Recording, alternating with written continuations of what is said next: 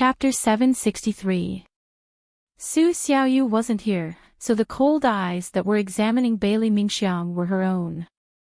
How could she not know that this was an opportunity that could only be encountered by chance? Even if she couldn't treat His Highness Duke of Qin, she would be satisfied to be able to serve him. Or rather, even if she didn't serve him, as long as she could watch him from afar, she would die without regrets. But she couldn't. She wasn't willing to let her greed stain the purest faith in her heart, the purest unrequited love. She looked at Gu Beiyue and discovered that Gu Beiyue was also looking at her. Gu Beiyue, do you understand? Do you really understand? A child's intuition was the most accurate, and a child's eyes were the sharpest. That was why Su Xiaoyu had seen through him. But what about Gu Beiyue? If she couldn't hide it from him, if they were truly in the same boat, why didn't he understand? Why did he still want to send her to Celestial Mountain? That shouldn't be the case. Actually, this was a form of harm. Bailey Mingxiang took a step forward and bowed. Esteemed Wang Fei, Imperial Physician Gu, Mingxiang is untalented. I'm afraid I won't be able to learn acupuncture techniques, so I ask that the two of you find someone else to entrust this heavy responsibility to. She refused. Before Han Yunxi could speak, Gu Beiyue said, no matter. This one guarantees that I can teach you in 2 days. This one has already discussed this with His Highness Duke of Qin. You're the most suitable candidate. Bailey Mingxiang was stunned. This was actually His Highness Duke of Qin's intention. Han Yunxi was also surprised. You've already discussed this. His Highness Duke of Qin originally wanted esteemed Wang Fei to return to Celestial Mountain, but unfortunately. I'm afraid that esteemed Wang Fei will have to follow us to Medical City, Gu Beiyue said seriously. If someone else had said this, Han Yunxi might have hesitated, but she had never doubted Gu Beiyue's words. Esteemed Wang Fei, Miss Mingxiang is truly the most suitable candidate, Gu Beiyue added. Han Yunxi immediately thought of Bailey Mingxiang because she was the most suitable candidate. Firstly, Bailey Mingxiang had learned a lot of acupuncture techniques from Gu Beiyue. She was talented and had a good foundation. Secondly, the most important thing was that she was Long Fei Ye's confidant. If there was a traitor, who else would he look for other than the Bailey clan? The people of the 100 Lane clan were the least likely to betray Long Fei Ye. And Long Fei Ye was seriously injured at the moment. So, they couldn't afford to make even the slightest mistake. Moreover, they couldn't afford to leak any information. If Han Yunxi wanted to find someone who could quickly learn the needle techniques and be absolutely loyal to Long Fei, she wouldn't be able to find anyone. Of course, Mu Linger was also a candidate, but Mu Linger still had to manage Pill Fiend Pharmacy. Moreover, that girl was deathly afraid of Long Fei Yi and would never accept this task. They also didn't have the right to order her around. Mingxiang, you won't obey my orders, but are you going to defy His Highness' orders? Do you want me to invite your father over? Han Yunxi asked teasingly. Bailey Mingxiang had nothing to say. She was at a loss, and her heart was filled with apprehension and unease. She didn't say anything, so Gu Beiyue took it as her agreement. Miss Mingxiang, go back and rest early. Come to my place tomorrow morning to learn acupuncture. All right. Bailey Mingxiang turned to Han Yunxi and said, since esteemed Wang Fei trusts me so much, Mingxiang definitely won't disappoint esteemed Wang Fei. Han Yunxi nodded and muttered, he's really been seriously injured this time. I can only hope that he recovers quickly. Before Bailey Mingxiang left, she asked, esteemed Wang Fei, is there any news of little Yu, Although she'd felt like someone was watching her every day when Su Xiaoyu was still around, she'd been mocked and ridiculed every now and then. But the girl had been missing for so long that the Duke of Qin's estate was so quiet that she wasn't used to it. Han Yunxi sighed softly. I'm still looking for her. Don't worry, rest early and focus on your acupuncture lessons tomorrow. After Bailey Mingxiang left, only Gu Beiyue, and Chu Shifeng were left in the room. Han Yunxi asked, Dr. Gu, where did you get this poison? Gu Beiyue took out a poisoned needle and said, it was an assassination. It didn't seem like they wanted to kill me, but lure esteemed Wang Fei down the mountain. Han Yunxi immediately looked towards Chu Shifeng, who hastily reported, there are two possibilities. 1. An expert snuck in and avoided our defenses. 2. There might be spies among the people in the estate. Either way, this person must be in cahoots with the spies on Celestial Mountain. They knew His Highness Duke of Qin was heavily injured and lured esteemed Wang Fei down the mountain to incite discord in Carefree City against esteemed Wang Fei. Chu Shifeng's words were exactly what Han Yunxi had guessed over the past few days. Could this person be the one who kidnapped Su Xiaoyu? Why did they kidnap little Yu? Han Yunxi didn't understand. Little Yu had been missing for a long time.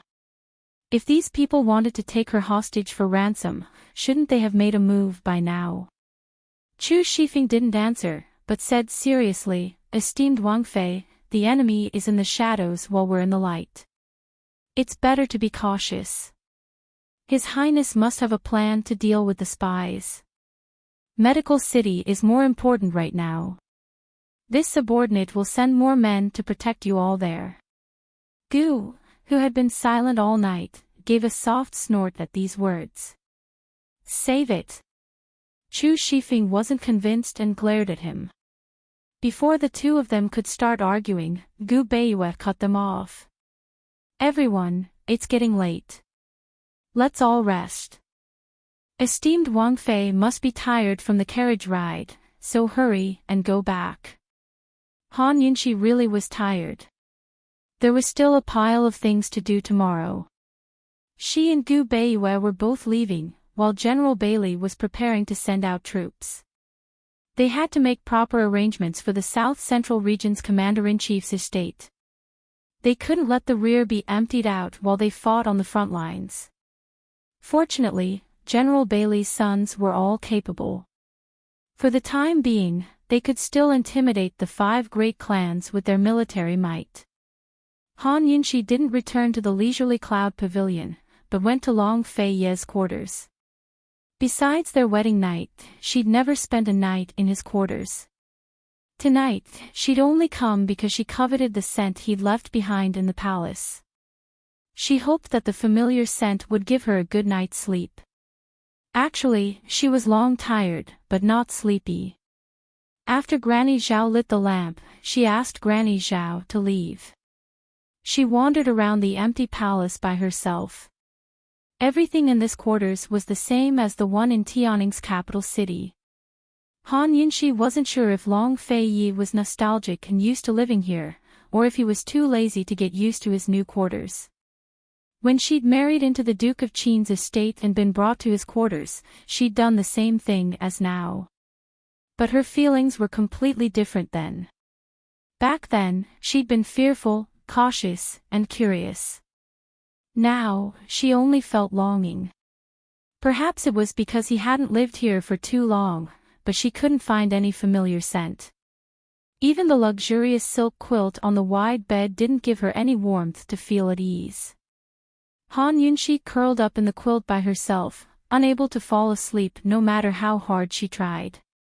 She secretly laughed at herself for recognizing the bed.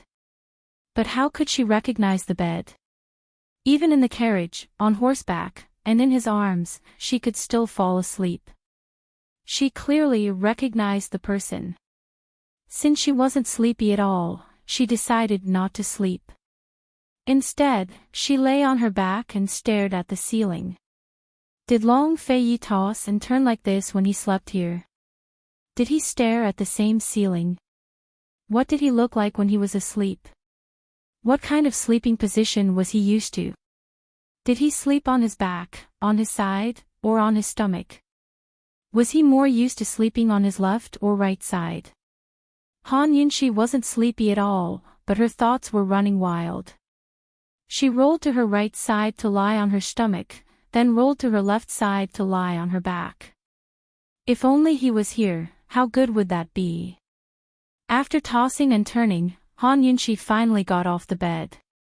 She really missed Long Fei Yi. At night, people would become emotional. She came to the study and found that the chair behind the desk was facing the window. No one would dare to touch anything here. She was afraid that Long Fei Yi sat with his back to the desk last time. She didn't understand why he was sitting with his back to the desk. Was there anything to see outside the window? She didn't think too much about it. She straightened the chair and sat down. She picked up the brush and wrote a letter. Thousands of thoughts, thousands of words, and surging longing all gathered at the tip of the brush, but only 6 words were left on the paper. It didn't have the talent and tactfulness of the ancients, but it was the most moving confession in the world. Long Fei Yi, I miss you. She folded the letter neatly and put it in the envelope, signing the word she. She opened the window and wanted to summon an eagle to deliver the letter. However, the moment she opened the window behind her, she was stunned. Soon, her eyes were filled with tears. Tears welled up in her eyes and almost fell. Looking at the scene in front of her, her past hardships, grievances, torment, and even her inferiority complex seemed to disappear. For the first time, she truly felt that her love wasn't humble at all. After staring blankly for a long time, Han Yunxi put the chair back to its original position. She sat down and looked out the window. She just happened to see the window of the leisurely cloud pavilion. Under the bright moon, even without the lights, the leisurely cloud pavilion was clearly visible. Countless nights, she stood there alone and stared blankly at the lights in his bedroom. She always admitted that she fell in love with that man first, but she didn't expect that he had always been watching over her in a corner that she couldn't see. Long Fei Yi, you fool. Han Yunxi smiled bitterly. It was only now that she realized why he had built another Duke of Qin's manor, another sleeping palace, and another leisurely cloud pavilion without moving a single blade of grass or tree. So it was all for this coincidental angle of view, this angle of view that she was unaware of. Long Fei Yi, you and I, who is more humble? Perhaps we are both humble, willing to lower our heads and condescend to each other. Han Yunxi opened the letter again and added, Long Fei Yi, you fool. Then she summoned an eagle to send the letter out. That night, she sat on the chair and stared at the window of the leisurely cloud pavilion. Unknowingly, she fell asleep. For countless nights, Long Fei Yi also leaned on the chair and stared at the beautiful figure in the leisurely cloud pavilion as he fell asleep. After Han Yunxi fell asleep, Lil Thing secretly slipped out of the poison storage space. Han Yunxi could vaguely sense it, but she didn't make a sound. She knew that Lil Thing hadn't returned to South Ning for a long time, so it must have gone to find Gu Beiyue. If not for the fact that Gu Beiyue didn't know how to cure poisons, she would have suspected that Gu Beiyue was also from the poison sect. Why did Lil Thing like him so much? However, Gu Beiyue was truly likable. His temperament was clean, and his personality was very gentle. Being with him didn't bring about any great joys or sorrows, but it was very comfortable. It was like basking in the sun on a winter day. Unknowingly, a lifetime passed. Chapter 764. Lil Thing had been seriously injured last time, but it wasn't as bad as the loss of its detoxification blood. Even though it was recuperating in the poison storage space, it could still sense Mama Yunxi's thoughts and hear what was said in the outside world. By the time Mama Yunxi returned to the Duke of Qin's estate, it had already woken up. That was because it had smelled the gentleman's scent, the purest scent in the world. Only the purest of souls had such a pure scent. Lil Thing was still a tiny thing, only the size of a palm. It was fluffy and snow-white, like a little fur bowl. Actually, it had wanted to come out long ago, but lacked the strength. It took a lot of effort to jump out of the poison pond and out of the poison storage space. After jumping out the window, it ran straight for the ancestral hall through the window it was most familiar with. As expected, it saw the gentleman lying on his side on the bed. He was dressed in white undergarments and half covered by a silk quilt. His long hair was scattered behind his head and spread out on the pillow. Sleeping, he was even gentler and calmer than when he was awake. He lacked his usual strict modesty and even exuded traces of laziness that Lil Thing had never seen before. It was impossible to imagine what a man like this would look like if he dropped all etiquette and assumed a lazy, casual posture. Gentlemen, just what kind of person are you? Lil Thing sat on the table and stared blankly at the gentleman's face. The more it looked, the more familiar it felt, as if it had seen him somewhere before. How could that be? Had it been the gentleman before? Had it forgotten? It really was forgetful, but the gentleman was only in his 20s. It couldn't have forgotten things from that time, right? Lil Thing carefully thought back and realized that it really wasn't remembering much. Perhaps it had been locked up for too long and only remembered that little black room. It was boring and dry, so there wasn't much to remember. In another 2 hours, it would be daybreak. Lil Thing jumped onto the bed and snuggled up in the gentleman's arms before finding a comfortable spot to sleep. The Duke of Qin's estate was as quiet as the moon in the sky. Currently, Mu Linger was sitting by herself on the back steps of the Duke of Qin's estate. Chu Shifeng had bumped into her while patrolling the area. Originally, he wanted to tell her that Gu Qishao was sleeping soundly on a nearby rooftop, basking in the moonlight. But after some hesitation, Chu Shifeng decided not to stick his nose into other people's business.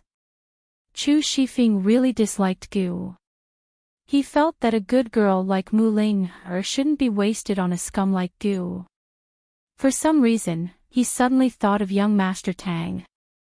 Even though Tang Li was now the head of the Tang clan, Chu Shifeng was still used to calling him young Master Tang. He remembered that young Master Tang had once been very interested in the genius pharmacist of Medicine City's Mu family. How did he end up in the hands of that slut, Ning Jing? He wondered if young Master Tang had taken down Ning Jing. The war was about to begin, and the arms trade was very important to them. Mu Linger was lying on her knees, half asleep. In fact, she was already exhausted. She busied herself until the wee hours of the night before she finished seeing all the patients and taking stock of all the medicinal ingredients. She was supposed to be sleeping in her bedroom in the back courtyard of Pill Fiend Pharmacy, but she ran all the way to the Duke of Qin's estate without even taking a sip of water. When she reached the entrance and saw the tightly shut back door, she suddenly realized that it was late at night. Everyone had dispersed and gone to bed, so she wouldn't be able to see Chi brother anymore. She didn't know why she was sitting here either. So what if she had to wait until daybreak?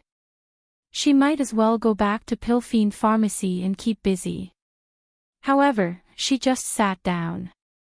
Once she sat down, she did not think about it anymore. Perhaps she still had a little bit of hope in her heart. She hoped that Chi Gij would enter through this door.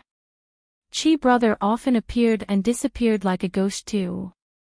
He ran around in the middle of the night, didn't he? Chi brother, last time you left, you didn't even say goodbye to Ling. Now that you're back, aren't you going to see her? Although Ling isn't anyone to you, she's still a friend you've known since you were young. Chi brother, just what do you take Ling for? That night, Mu Ling didn't see Gu. When the sun rose, she didn't slack off. She stretched lazily and returned to Pill Fiend Pharmacy to begin her busy day. She didn't even notice that her knees were wet. When the first ray of sunlight shone into the study and hit Han Yunqi's face, Han Yunqi immediately woke up. The sunlight dispelled the darkness and coolness of the sleeping quarters. Han Yunqi checked her poison storage space and confirmed that Lil Thing wasn't there. Her schedule today was packed. She had to go to Pilfiend Pharmacy, the Bailey Army's headquarters, and the Commander-in-Chief's manor. There was a pile of work waiting for her to deal with in each place. But just to be on the safe side, she decided to go to Gu Beiyue's place to see if Lil Thing was there. As soon as she entered, she saw Gu Beiyue talking to Lil Thing. Gu Beiyue spoke very softly.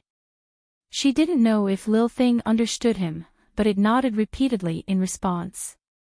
The man and the squirrel didn't seem out of place at all. In fact, there was an indescribable harmony between them. Sure enough, it's with you. Han Yunxi smiled. It snuck over last night. I only found out this morning. Gu Beiyue smiled. He held Lil Thing in his arms and gently stroked it. This little guy might be fated to be with me. It likes to stick to me. Isn't that so?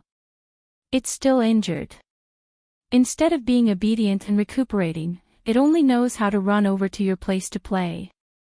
Although Han Yunxi's tone was reproachful, her heart ached for Lil Thing. The scene from Celestial Mountain would occasionally appear in her mind. She couldn't imagine if she would still be alive if it weren't for Lil Thing. She knew Lil Thing was good at jumping and running, but never expected it to transform into a big white wolf with such explosive strength. She took Lil Thing from Gu Beiyue's arms and gently stroked it. Lil Thing rubbed itself against her hand intimately. You've never seen it transform, right? Han Yunxi grinned. It's a big white wolf.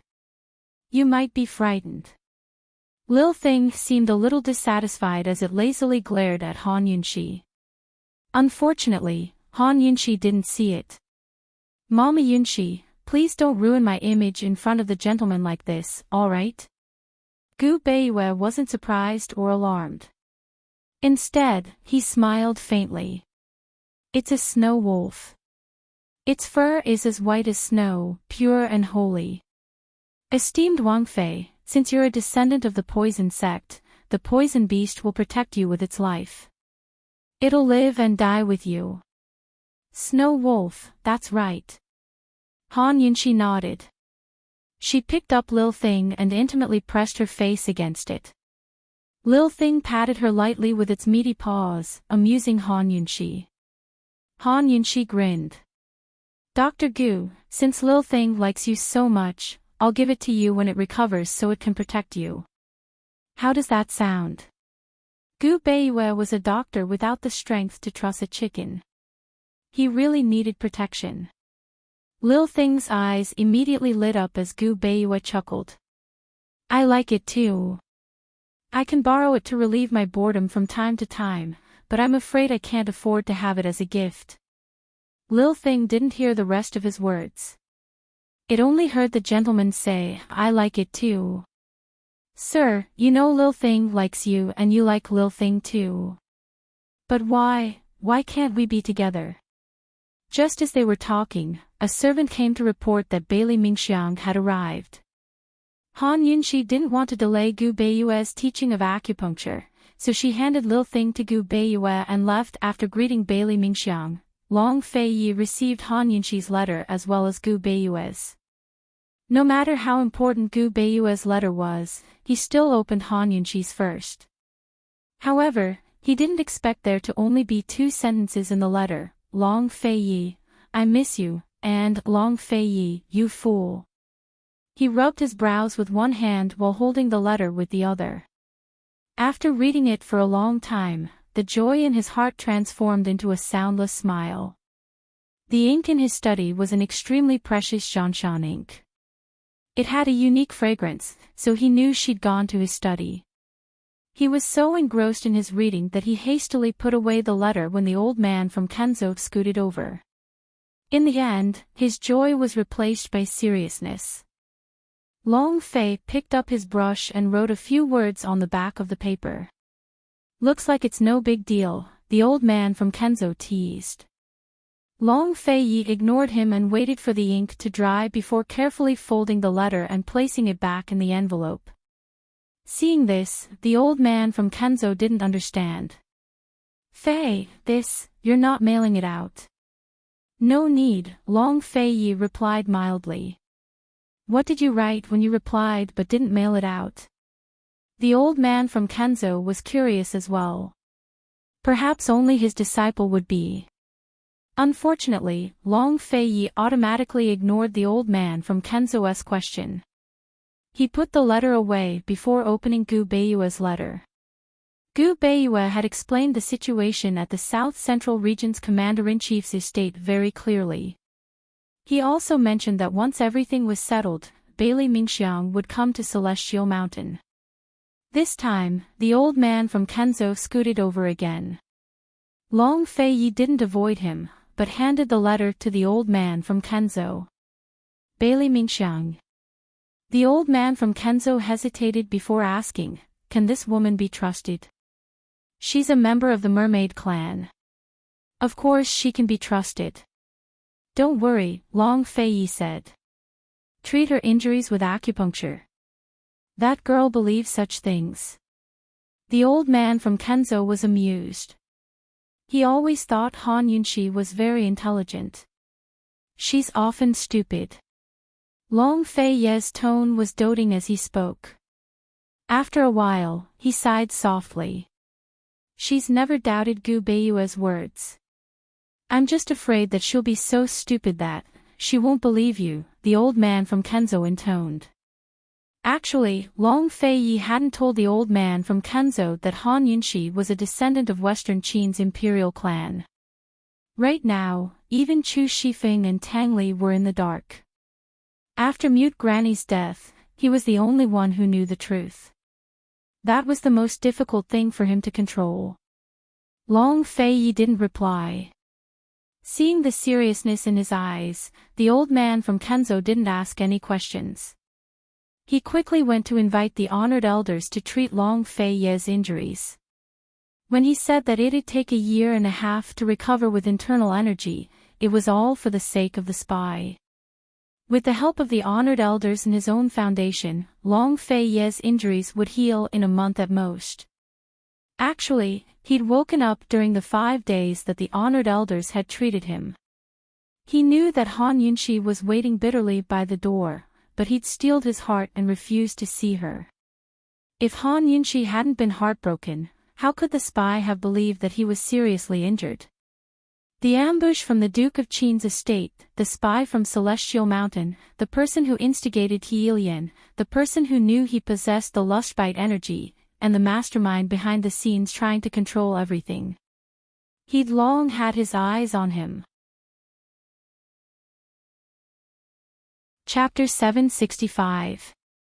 After the honored Sir helped Long Fei heal his injuries, his complexion looked much better. He should have gone outside to get some fresh air, but now he had to stay in bed. There were many servants selected from the Sky Mountain disciples in Jiushuan Palace.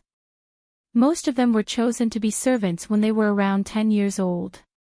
Kenzo would teach them swordsmanship, but he would only teach them a little and not really teach them anything. Although he knew there was a spy, Long Fei did not investigate. Firstly, he was afraid of alerting the enemy. Secondly, there was no need to.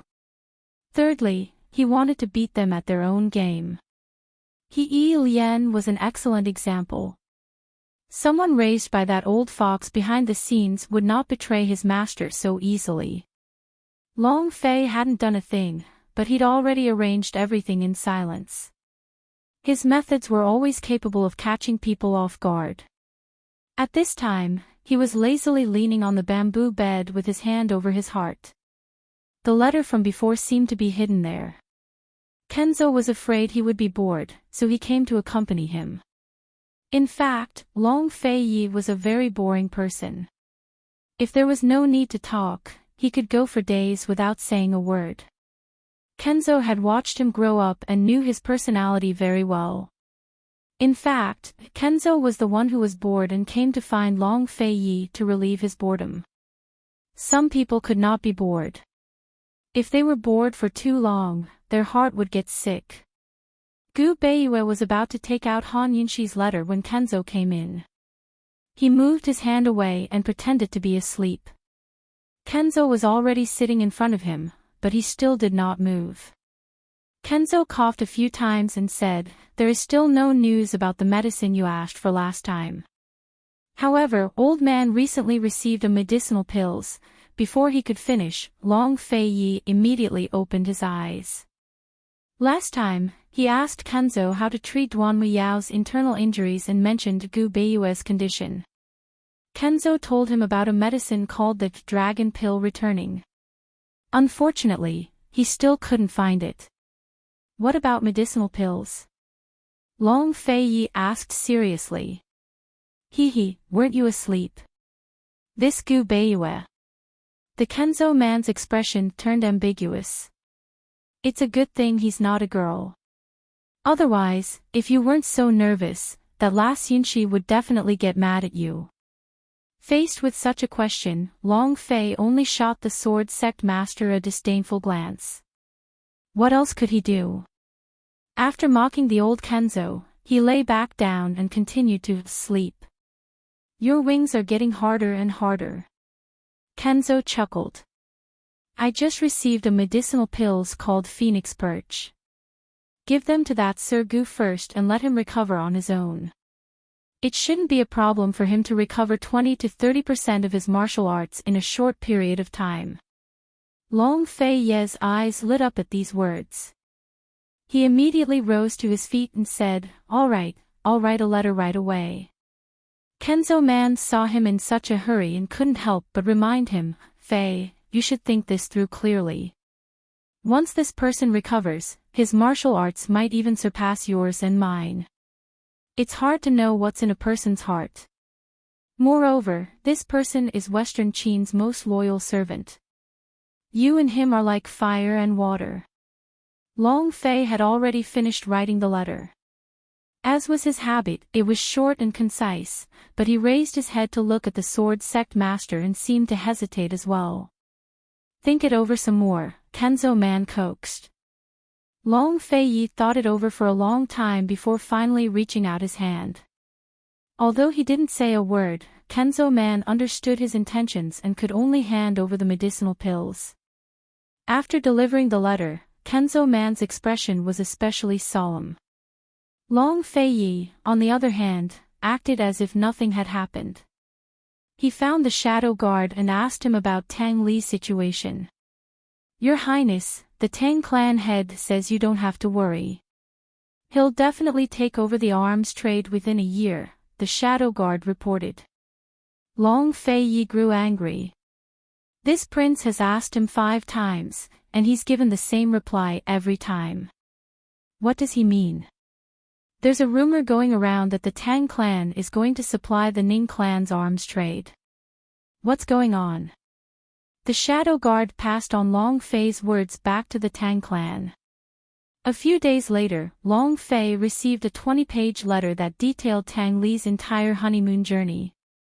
It detailed how he'd coaxed Ning Jing to be happy, how he'd created romantic feelings to move her, how he'd created misunderstandings to make her jealous, and how he'd loosened the reins only to grasp them better. At the end of the letter, Tang Li added that if Long Fei Yi couldn't handle Han Yunxi, he could ask him for advice at any time. He promised that he would be able to tame Han Yunxi within a year, and he would even be able to carry her in his arms. Long Fei Ye's expression when he read the letter was simply unimaginable. At this time, Tang Li was lying on the tatami in Madame Tang's courtyard, rolling on the ground with laughter. Ha ha ha. Mother, do you think my brother will rush down from Tianshan Mountain and kill me? Madame Tang was overjoyed. No, he'll rush down the mountain and castrate you. Tang Li looked up with a hurt expression. Are you really my mother? Will Ning Jing really come over later? Madame Tang asked. She'll definitely come over. Tang Li was very confident. The Ning clan still hasn't discovered that the Pearflower Storm Needles have been destroyed. Madame Tang had been puzzled by this matter. They probably don't know how to use it. Let them slowly figure it out. Tang Li chuckled. Sure. Madame Tang heard the secret signal from the maidservant and became alert. She's coming, quickly. Today, Tang Li and Madame Tang were going to play the trick of injuring themselves to gain Ning Jing's confidence. After Tang Li and Ning Jing returned to the Tang sect after their honeymoon, their lives returned to normal. After Tang Li inherited the position of clan master, he began to take charge of the manufacturing and design of various levels of hidden weapons. Ning Jing remotely controlled the management of several major industries in her hands through letters, the largest of which was the arms trade. The two of them did their own things.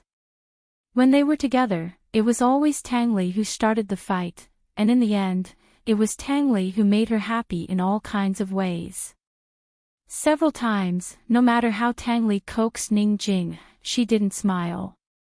Tang Li made an exception and took her to visit the Tang sect's secret hidden weapons manufacturing factory. In short, Tang Li was the epitome of a wife's slave. Almost everyone in the Tang sect said that Tang Li was the man who doted on his wife the most. Hearing this, Ning Jing didn't know what to think. Perhaps she really believed that Tang Li had fallen in love with her. A few days ago, she had pretended to be in a bad mood and refused to answer Tang Li's questions. In the end, Tang Li grew angry, so she told him that business at the arms trade had been terrible recently. Because they hadn't released any new weapons in a long time, their competitors had snatched up a few big orders. Tang Li considerately told her, "Jing, what are you afraid of? I'm here. The Tang clan has a few types of hidden weapons that are perfect for the battlefield. I can just supply them to you for free. Once you spread the news, I guarantee you'll get back all your lost business." The next day after Tang Li's boastful words, Ning Jing really did spread the news, sending all of Cloud Realm continent into an uproar. After all, anyone who could use the Tang clan's hidden weapons as weapons would double the strength of their armies. Ning Jing was probably the happiest person to hear the news. That was because no matter how Ning Jing sold her weapons, they'd all end up in his hands. After Ning Jing spread the news, she immediately went to find Tang Li to ask him for details on the types and quantities of hidden weapons, but Tang Li only hemmed and hawed. Ning Jing immediately grew unhappy. If her previous unhappiness had all been an act to make things difficult for Tang Li, then she couldn't tell whether she was truly angry or faking it this time. This morning, she'd asked Tang Li again, but Tang Li had vowed to give her an answer by the afternoon. But by the time the sun was about to set, Tang Li was nowhere to be seen. Ning Jing couldn't find him anywhere and had no choice but to come to Lady Tang's courtyard. Lady Tang's place was the last place in the Tang clan she wanted to visit. Hearing the footsteps outside, Tang Li immediately tossed a rattan whip to Lady Tang. "Mother, don't use too much force. It's fine." Tang Li had promised Ning Jing something so important, so he naturally had to use the trick of injuring himself to gain her confidence. Although Lady Tang agreed to play along with her son's act, she couldn't bring herself to do it with the whip in her hand. "Son, why don't we just hit her a few times? Do you think Ning Jing's blind? Do you think she'll believe us if we don't hit her hard enough?" Tang Li said seriously. "Mother, if you can't steal your heart, then I won't be the clan head if I can't get her arms trade within a year. Then go find your father. Have him hit you." Lady Tang grew anxious. "She'll only believe you if you hit her." As Tang Li spoke, he snatched the rattan whip and swiftly whipped himself a few times. Every time he whipped himself, his skin and flesh were lacerated. It was a ghastly sight.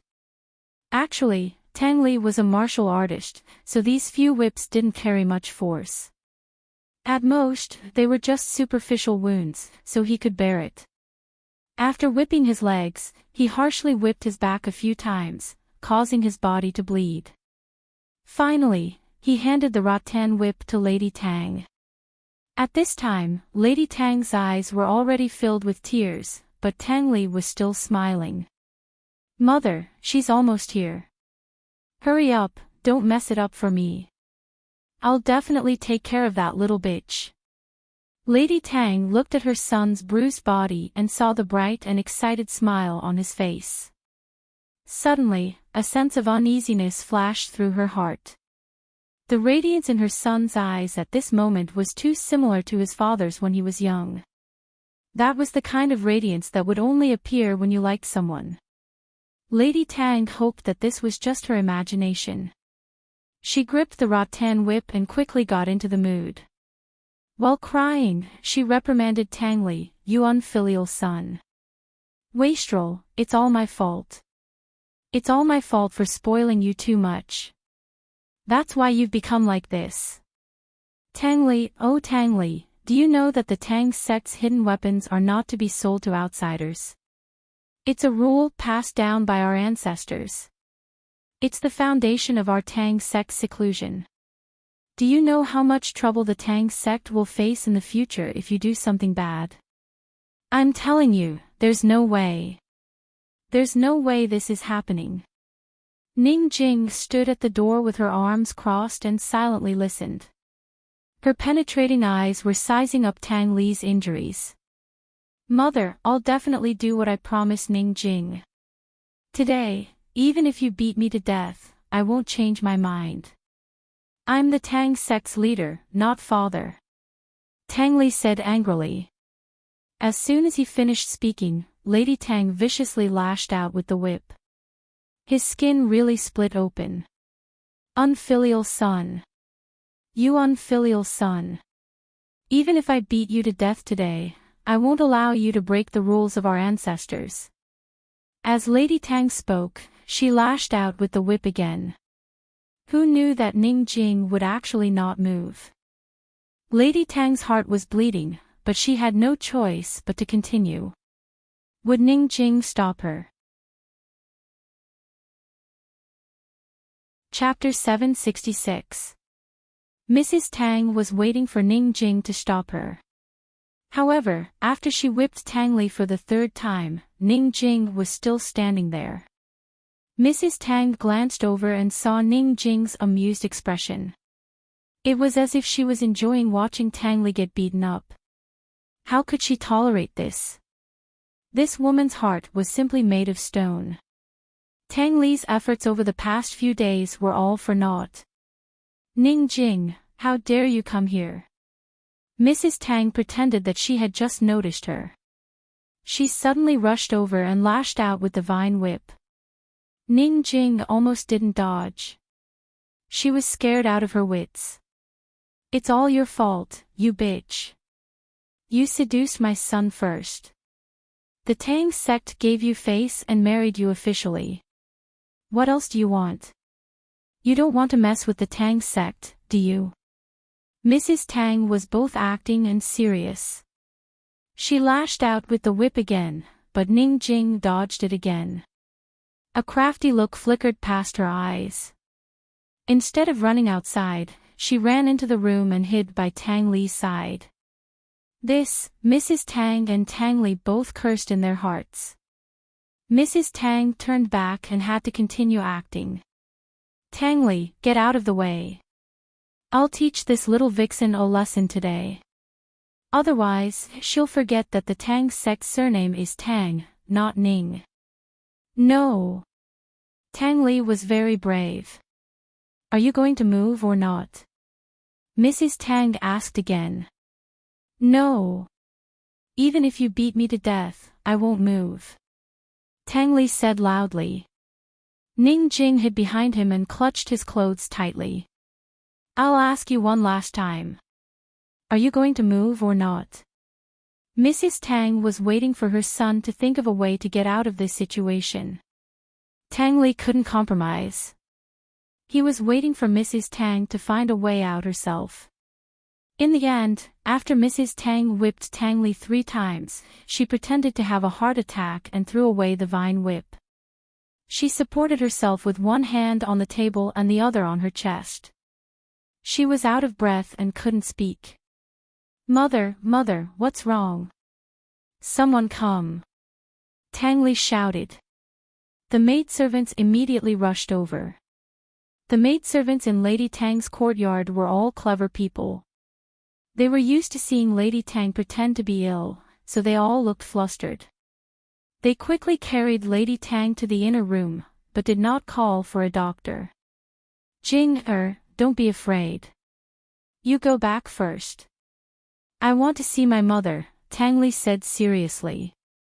Unexpectedly, Ning Jing was not concerned about his injury or Mrs. Tang's illness. She asked, what about the hidden weapons? At this moment, Tang Li almost vomited blood. However, he still endured it. He didn't believe that his strategy of spoiling his wife wouldn't work. It's fine, don't worry. I'll definitely do what I promised you. Tang Li answered seriously. Then I'm relieved. Ning Jing smiled happily. She was obviously doing it on purpose. When she left Madame Tang's courtyard, she smiled even more happily. Tang Li wanted to trick her with his little tricks. He must be dreaming. At night, when Tang Li returned to his room, Ning Jing was already lying on her side. She was sleeping with her back to the outside. Tang Li's wounds were not treated, and he looked like he had just returned from Madame Tang's place. He stuck his head out to look at Ning Jing and saw that she was really asleep. A self-deprecating smile appeared on his face. He clearly knew that it was all an act, and they were competing to see who would be conquered first.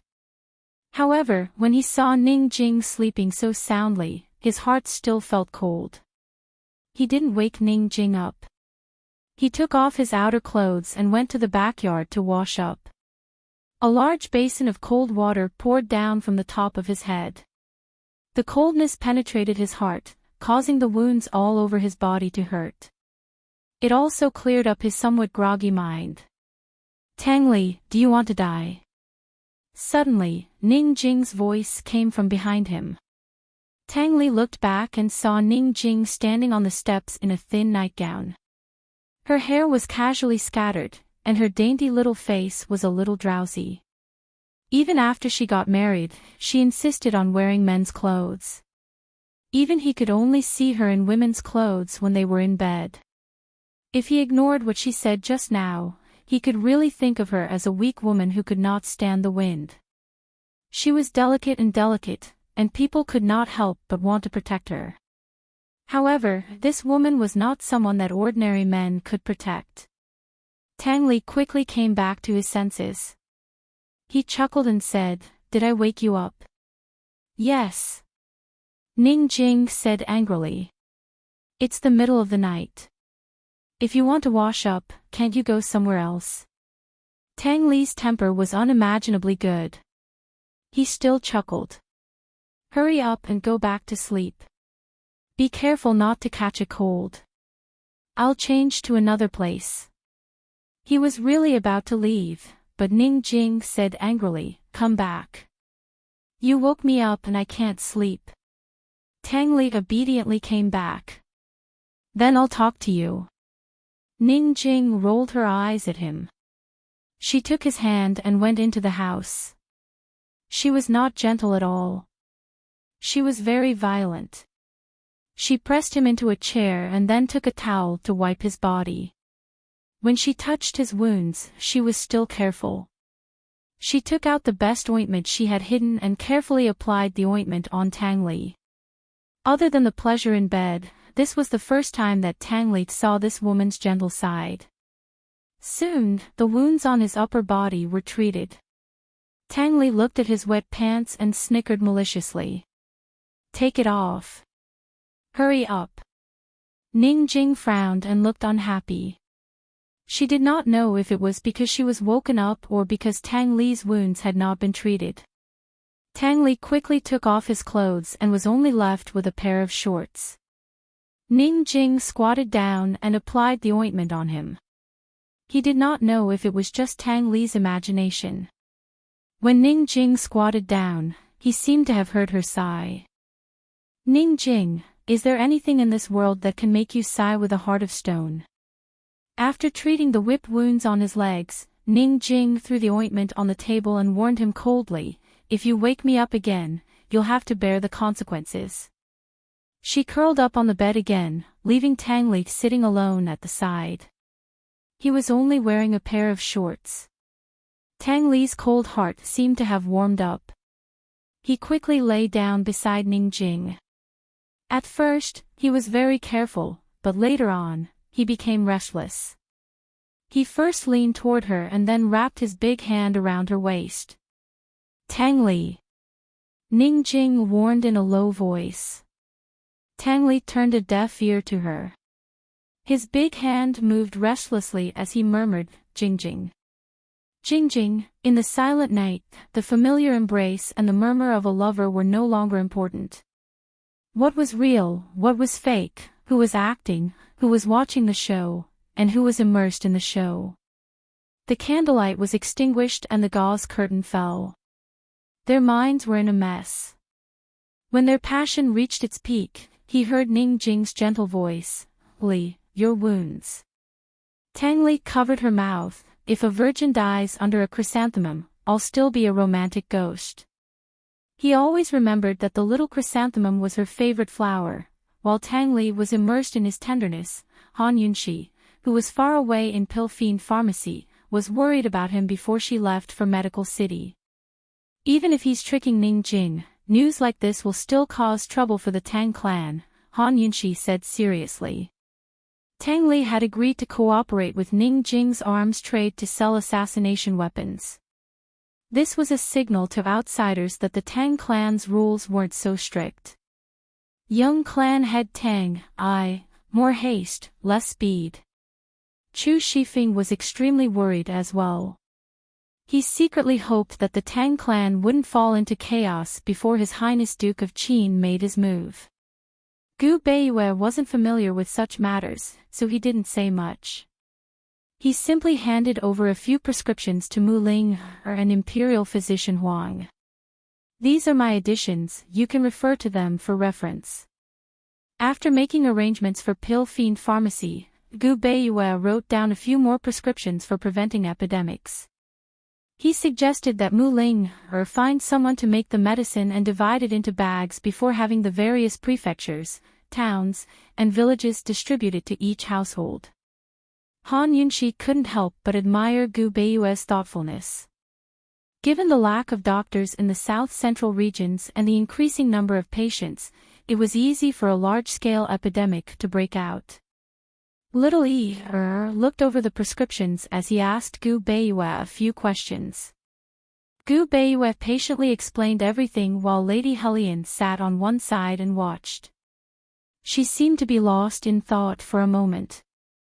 Seventh Madam, Little Yi seems to have grown taller recently, Han Yunxi said with a grin.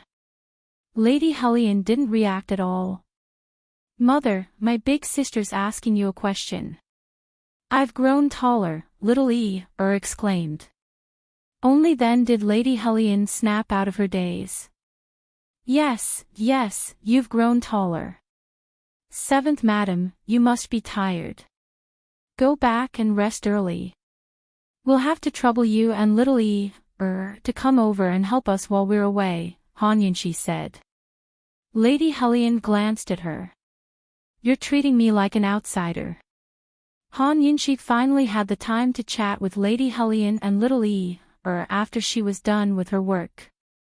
However, she had no choice but to leave before long. If she stayed any longer, the sun would have risen. Bailey Mingxiang had already left in secret. Han Yunxi and Gu Beiyue didn't return to the Duke of Qin's residence, but left Pill Fiend Pharmacy directly. As for Gu, not a trace of him was seen the entire night. Mu Ling Imperial Physician Huang, and Lady Hellion sent them off. When the carriage was so far away that they couldn't see it anymore, Lady Hellion asked, "Oh right, where are they going?" "Why did I forget to ask?" "To save someone," Mu Ling answered. Imperial Physician Huang sneered inwardly, but didn't say anything. "Who are they saving?" Little Yi asked curiously. Mu Ling rubbed Little Yi's head. Big sister doesn't know either. You can ask your big sister when she comes back, okay? Okay. Little Yi was obedient. The next morning, Mu Ling didn't show up at Pill Fiend Pharmacy. She had the Shadow Guard take her to Han Yunxi and the others. As expected, she saw Gu. Lass, so you're coming with us. Gu Qishao grinned heartlessly. He knew Mu Linger couldn't leave, but he didn't care. Mu Ling took out a bottle of medicine from her sleeve and handed it to him. Here, I know you're going back to Medical City to settle accounts with those people. You have to be careful. Gu was shocked, then angrily turned to glare at Han Yunxi. As expected, Mu Ling already knew that he was Gu Qishao, the abandoned disciple of Medical City. Han Yunxi avoided Gu's gaze and urged her horse forward. We'll wait for you up ahead. Gu Beiyue and the Shadow Guard immediately followed, leaving Gu and Mu Ling alone. Gu's anger towards Han Yunxi always came and went as quickly as it came, as if it had never been much. He wasn't in Pill Fiend Pharmacy often anyway, so it didn't matter if this lass knew. He was already chuckling again and didn't ask Mu Ling about knowing his identity. He fiddled with the medicine bottle and asked, Lass, what's this? It's a new medicine I developed. It's used when you need to save your life. Don't use it unless you have no other choice, Mu Ling said very seriously. You mean? I should only use it when I'm about to die? Gu asked. Don't jinx it. Mu Ling glared at him. Gu accepted it graciously. I'll remember it. You can go back now. Chi brother, you have to be careful. Mu Ling was reluctant to part with them. She knew that even if she made the medicine sound mysterious, Chi brother wouldn't open it. His medical skills were many times better than hers, and he had high standards. He wouldn't be interested in her medicine. In reality, the medicine bottle wasn't actually filled with medicine, but rather a note. Chi brother wouldn't read it, but he would at least keep it with him, as if she was accompanying him. Chi brother, you should leave first. Ling will watch you leave. Mu Ling was a little choked up. They were always in such a hurry. When would they be able to see each other again? Would they be able to survive Medical City's calamity smoothly and safely? Chapter 767. Mu Ling said she wanted to see them leave first, but Gu immediately nodded. All right, then we're leaving. By the time Gu Qishao turned around, Mu Linger's heart had already shattered to pieces. She suddenly regretted her impulsive decision to chase after him. Why didn't she continue to pretend that she didn't know he was Gu Beiyue? Why didn't she pretend that she didn't know he was Medical City's abandoned disciple? Why didn't she pretend that she didn't know he would be leaving with Han Yunxi and Gu Beiyue today? She could have even pretended to rush to the Duke of Qin's estate to look for him this morning. If she pretended not to know anything, she could even tell Gu Qishao, I like Qi Gij, I miss Qi Gij. As long as she could see Qi Gij, chat with him, and hear him call her lass, she would be satisfied for the rest of her life. But from today onwards, she couldn't say anything. In the end, she didn't shed any tears. Instead, she picked up her shattered heart and put it back together. A strong heart wasn't one that would never break. No matter how many times it was broken, it could always be put back together and resolutely welcome the next heartbreak. Chi brother, Ling will wait for you. It wasn't until the Shadow Guard came to urge her that Mu Ling reluctantly left. Mu Ling was only able to catch up to Han Yunxi because the Shadow Guard had led the way. As for the spies hidden in South Ning City, although they knew that Han Yunxi and the others were leaving, they couldn't follow their tracks.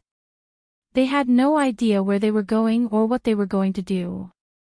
Madame Hellion first went to Pill Fiend Pharmacy early in the morning, then left with the excuse that she had matters to attend to in her estate. Halfway there, she turned into an alley. If we can't even find out something like this, when the Lord blames us, we'll all have to bear the consequences. The masked man's back was facing the light, but his back was tall and sturdy. Xingu, they're all smart people. How do you want me to ask?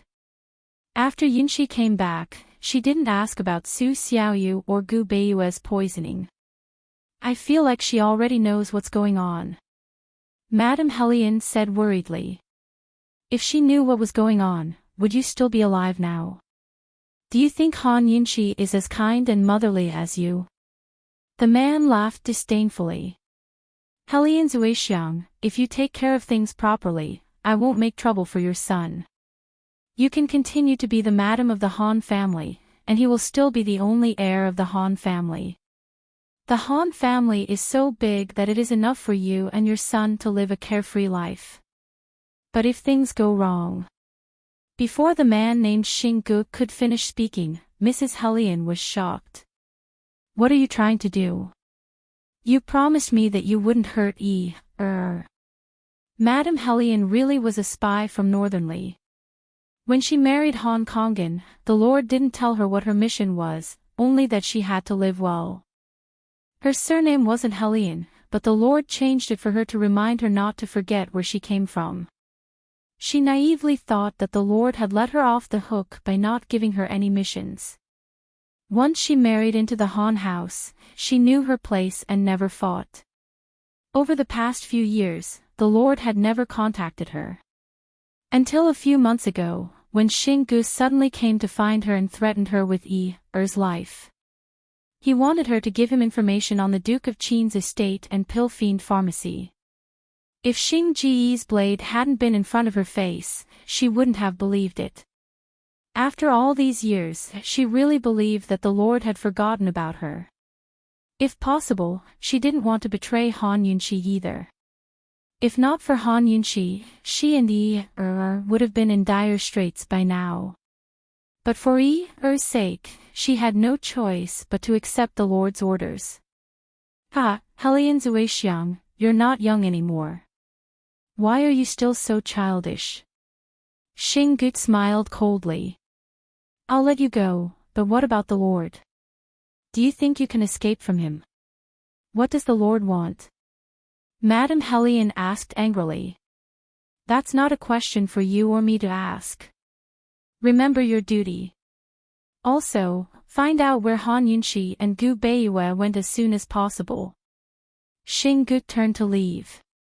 Madame Hellion hurriedly asked, Su Xiaoyu, is she still alive? Xingu was immediately displeased. You dare ask about her? Do you know that stinky girl almost exposed your identity? You're the Lord's most hidden chess piece in the Han house. If I hadn't been smart that day, I wouldn't have been able to escape, let alone you. Madame Hellion's heart was filled with apprehension, but she didn't dare ask any questions. She watched as Xingu disappeared into the shadows of the alleyway. It had to be said that Madame Hellion really was the most hidden chess piece. If Su Xiaoyu hadn't run into her by chance, or if Long Feiyi hadn't sent people to keep an eye on Su Xiaoyu, no one would have suspected Madame Hellion at all. Long Feiyi and Gu Beiyue knew the truth, but Han Yunshi was still in the dark. Before she left, she even told Chu Shifeng to investigate the matter in secret. If Long Feiyi hadn't said anything, Han Yunshi would never have guessed that her seventh madam had betrayed her. Su Xiaoyu could be said to have made a contribution by accident, but her current situation wasn't good at all. She had been starving for 5 days and 5 nights. Forget about food, she hadn't even had a drink of water. The dark, gloomy cell resembled a dry well. Its walls were covered in moss and unknown vines. Su Xiaoyu lay listlessly on one side, chewing on a freshly planted vine. If it wasn't for these vines, she would have died long ago. She still didn't know who her kidnappers were, but they delivered food and water to her once every half a month. No matter how hungry she was, she didn't dare to eat it all at once. Instead, she kept eating slowly until she ran out, then used the vines to allay her hunger. She had already forgotten Chu Shifeng's training, but she still remembered some survival skills. Thus, she wouldn't die so easily. She curled up and let down her waist-length hair, draping it over her body to keep warm. She was going to sleep. Sleeping was the best way to conserve energy and delay the digestion of food. Unexpectedly, the cell door suddenly opened. She immediately grew alert. This wasn't the time to deliver food. As expected, the newcomer was a girl around 16 or 17 years old.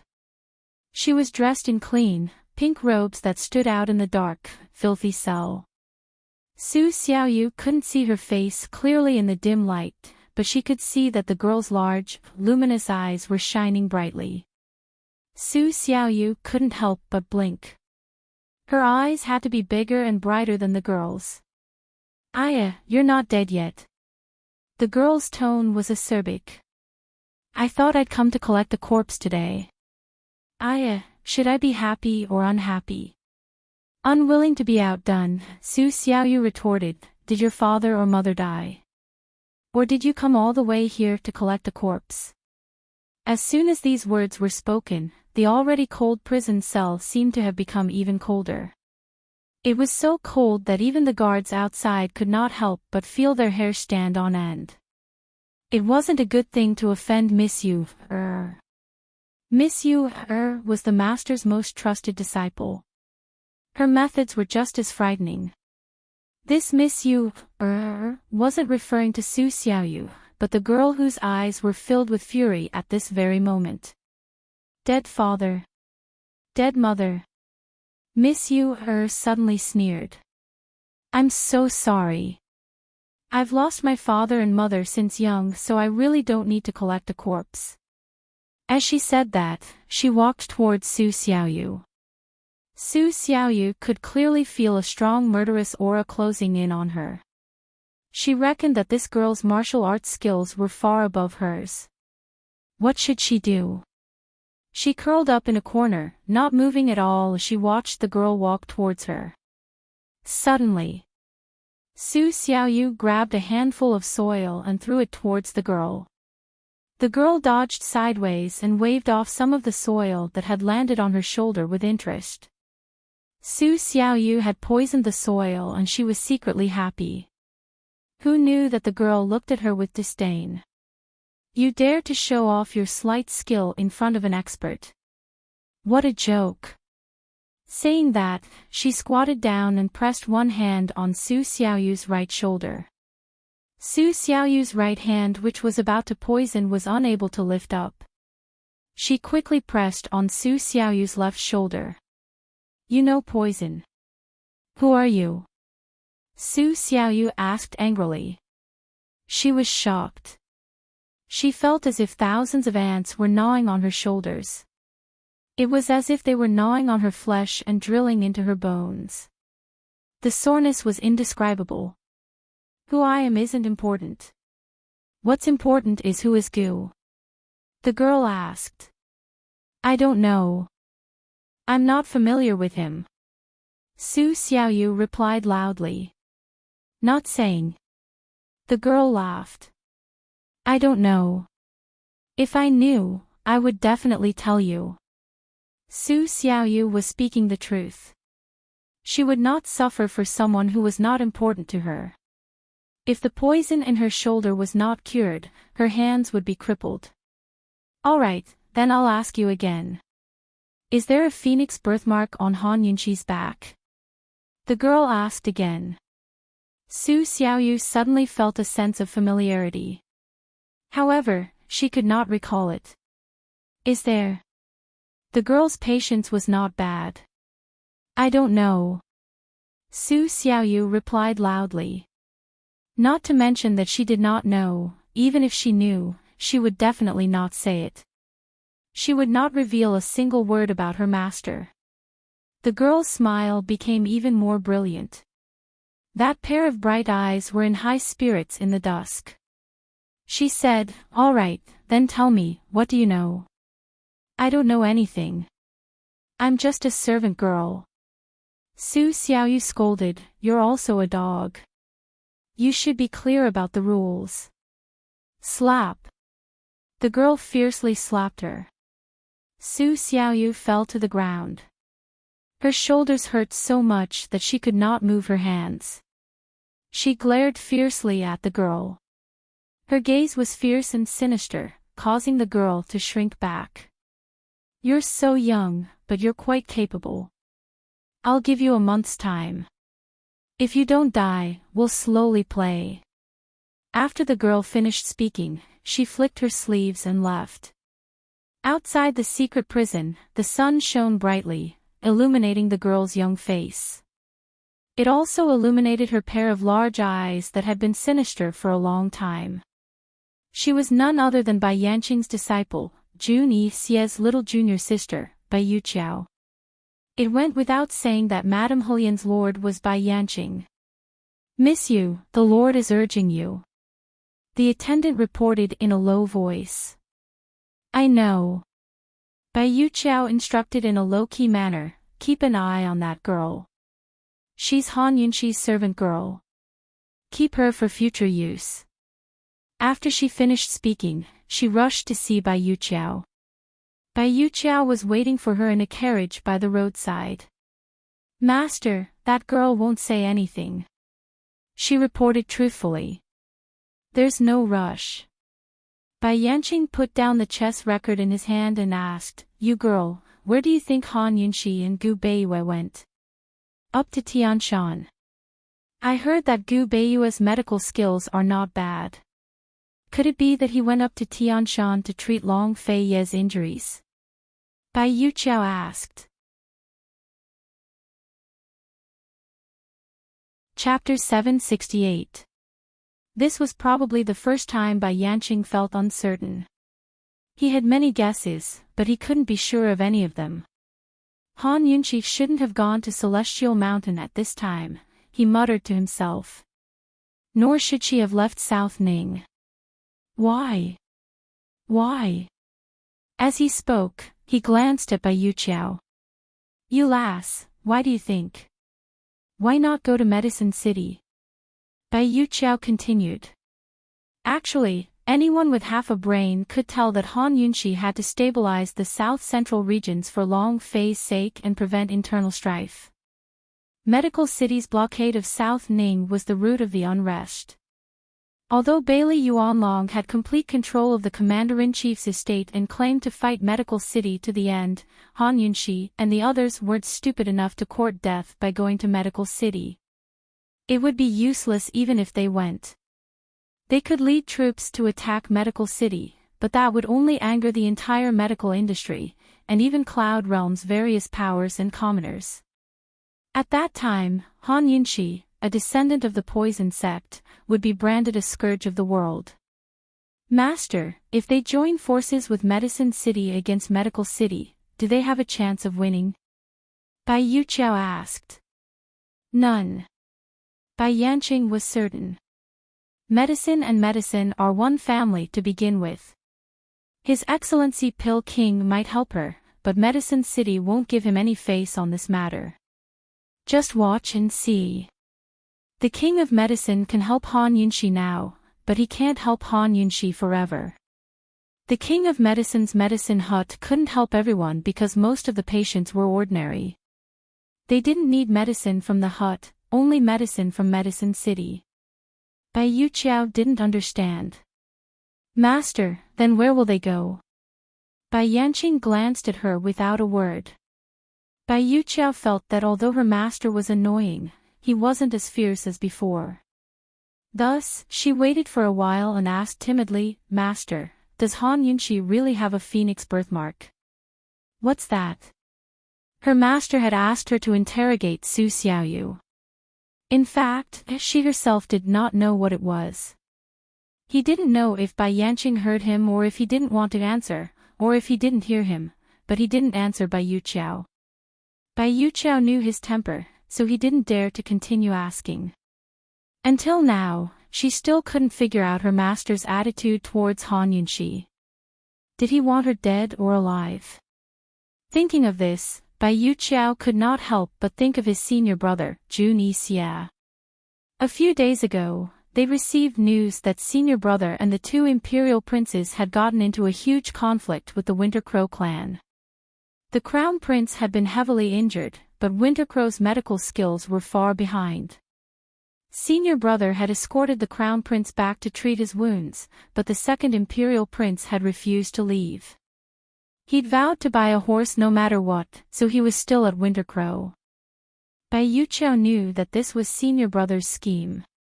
The Crown Prince would probably die on the road, while the second Imperial Prince would be in grave danger as well.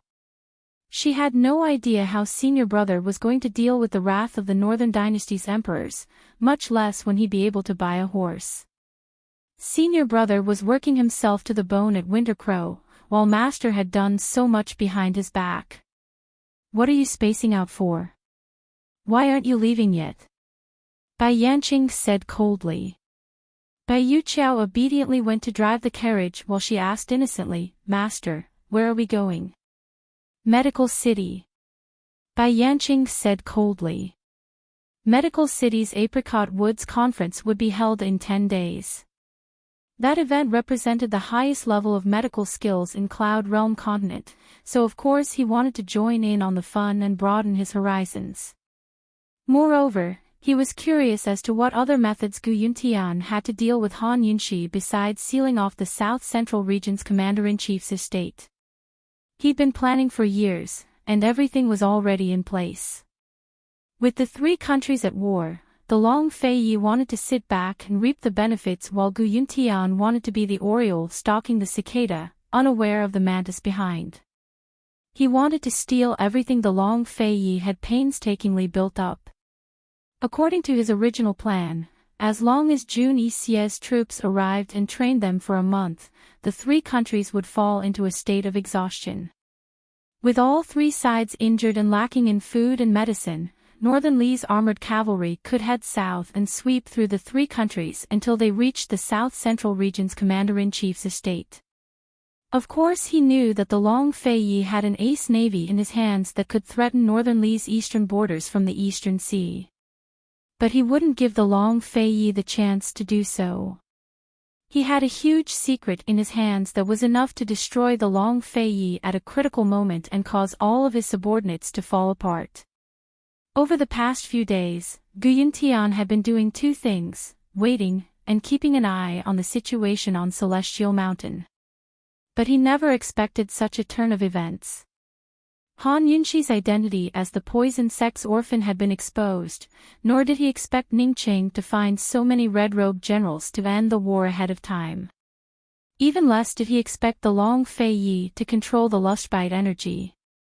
His plans had been thoroughly ruined, but fortunately, the situation wasn't terrible at all. In fact, it was even more advantageous for him and Northern Li than before. Now he only needed to do two things. One was to continue waiting until Medical City sealed off the South Central Region's Commander-in-Chief's estate and Ningqing led his troops south. The other was to force Han Yunshi into a dead end. The closer a person was to a dead end, the more hatred they would have in their heart.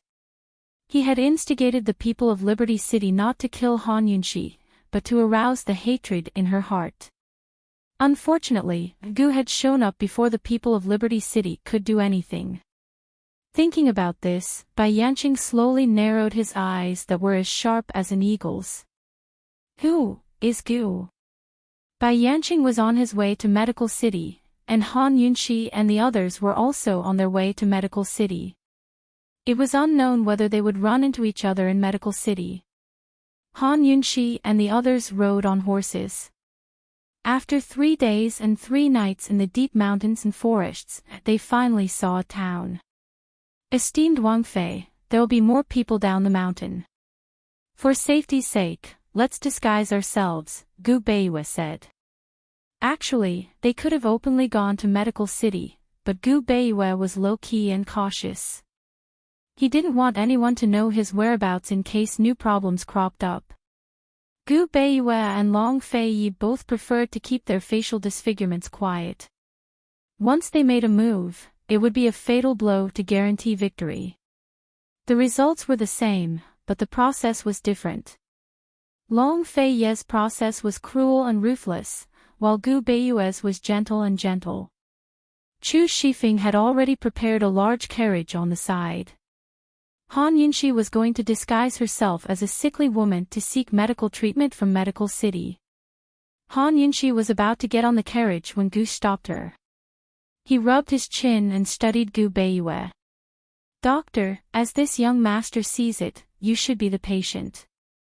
You don't need to pretend to be one to look like one. Gu Beiyue laughed at himself, while Han Yunxi's face darkened. She elbowed Gu hard in the chest. I'm hurt. Gu clutched his chest exaggeratedly as he pressed Han Yunxi's shoulders. If she didn't help him up, he'd topple over. Poison lass, don't pretend anymore. I'll do it. You'll be my wife and stay by my side, serving me at all times. Gu Beiyue's still a doctor. If he can't cure me, he'll come with us to Medical City to seek treatment. Gu Beiyue was still smiling. Before Han Yunxi could speak, Chu Shifeng slapped Gu's hand away. Gu, if you keep being rude, don't blame us for being rude. Gu Qishao replied with 2 words. Boring. Shao Qi. Han Yunxi suddenly smiled, her voice very gentle. Gu had a bad premonition. He grew serious and said, do as you've done before. Don't waste time, hurry on, the road is more important. Before, Han Yunxi would be the patient, Gu Beiyue her older brother, and Gu her retainer. Shao Qi, you're so pretty that you'll attract too much attention as a retainer. I think you're more suited. I'm suited to be your older brother, right? Gu smiled beautifully.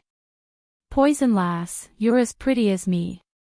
Han Yunxi was indeed very beautiful, especially when she smiled. That kind of temperament was something she was born with, something that couldn't be nurtured no matter how much effort was put into nurturing it. No matter how good her makeup was, it couldn't bring out her aura. Her smile was even prettier than Gu's. No, you're suited to be a shadow guard. Don't show your face. Gu Beiyue laughed out loud, while Chu Shifeng didn't know what to say. Could he tell esteemed Wang Fei that the shadow guard squad didn't want Gu? At this moment, Su Donglin popped out from the side. Gu, you don't have to travel with us.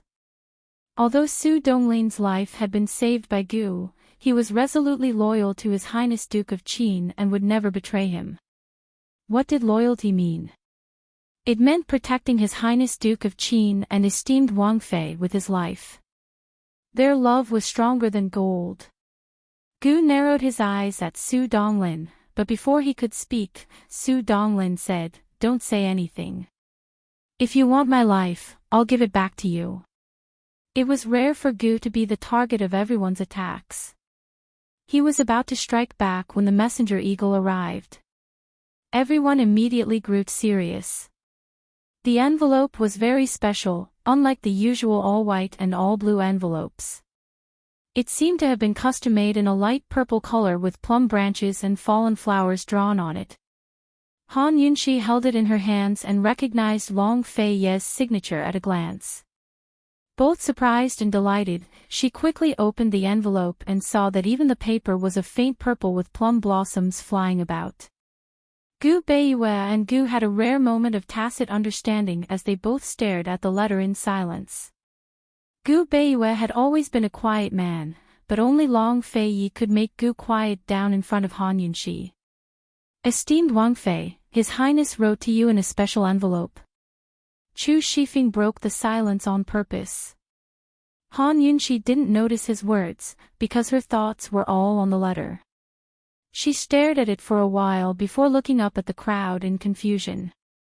Why is it empty? That's right, Long Fei Ye's reply was empty. What did he mean? She'd written to say she missed him and called him an idiot, but he'd written an empty letter back. What did he want to tell her? Han Yunxi really didn't understand, but the crowd was too embarrassed to give her an answer. This was a little game between husband and wife, Long Fei Ye's way of teasing his wife. What right did outsiders have to explain? Even Gu Qishao fell silent. Han Yunxi quickly sensed that something was wrong and her face flushed red. She'd blurted it out because she was too curious. For a moment, she didn't even think that Long Fei Yi was playing tricks on her. I'll go change my clothes. She hid the letter in her sleeve and awkwardly ducked into the carriage. Once inside, she wasn't in the mood to change, but took out the letter and carefully examined it.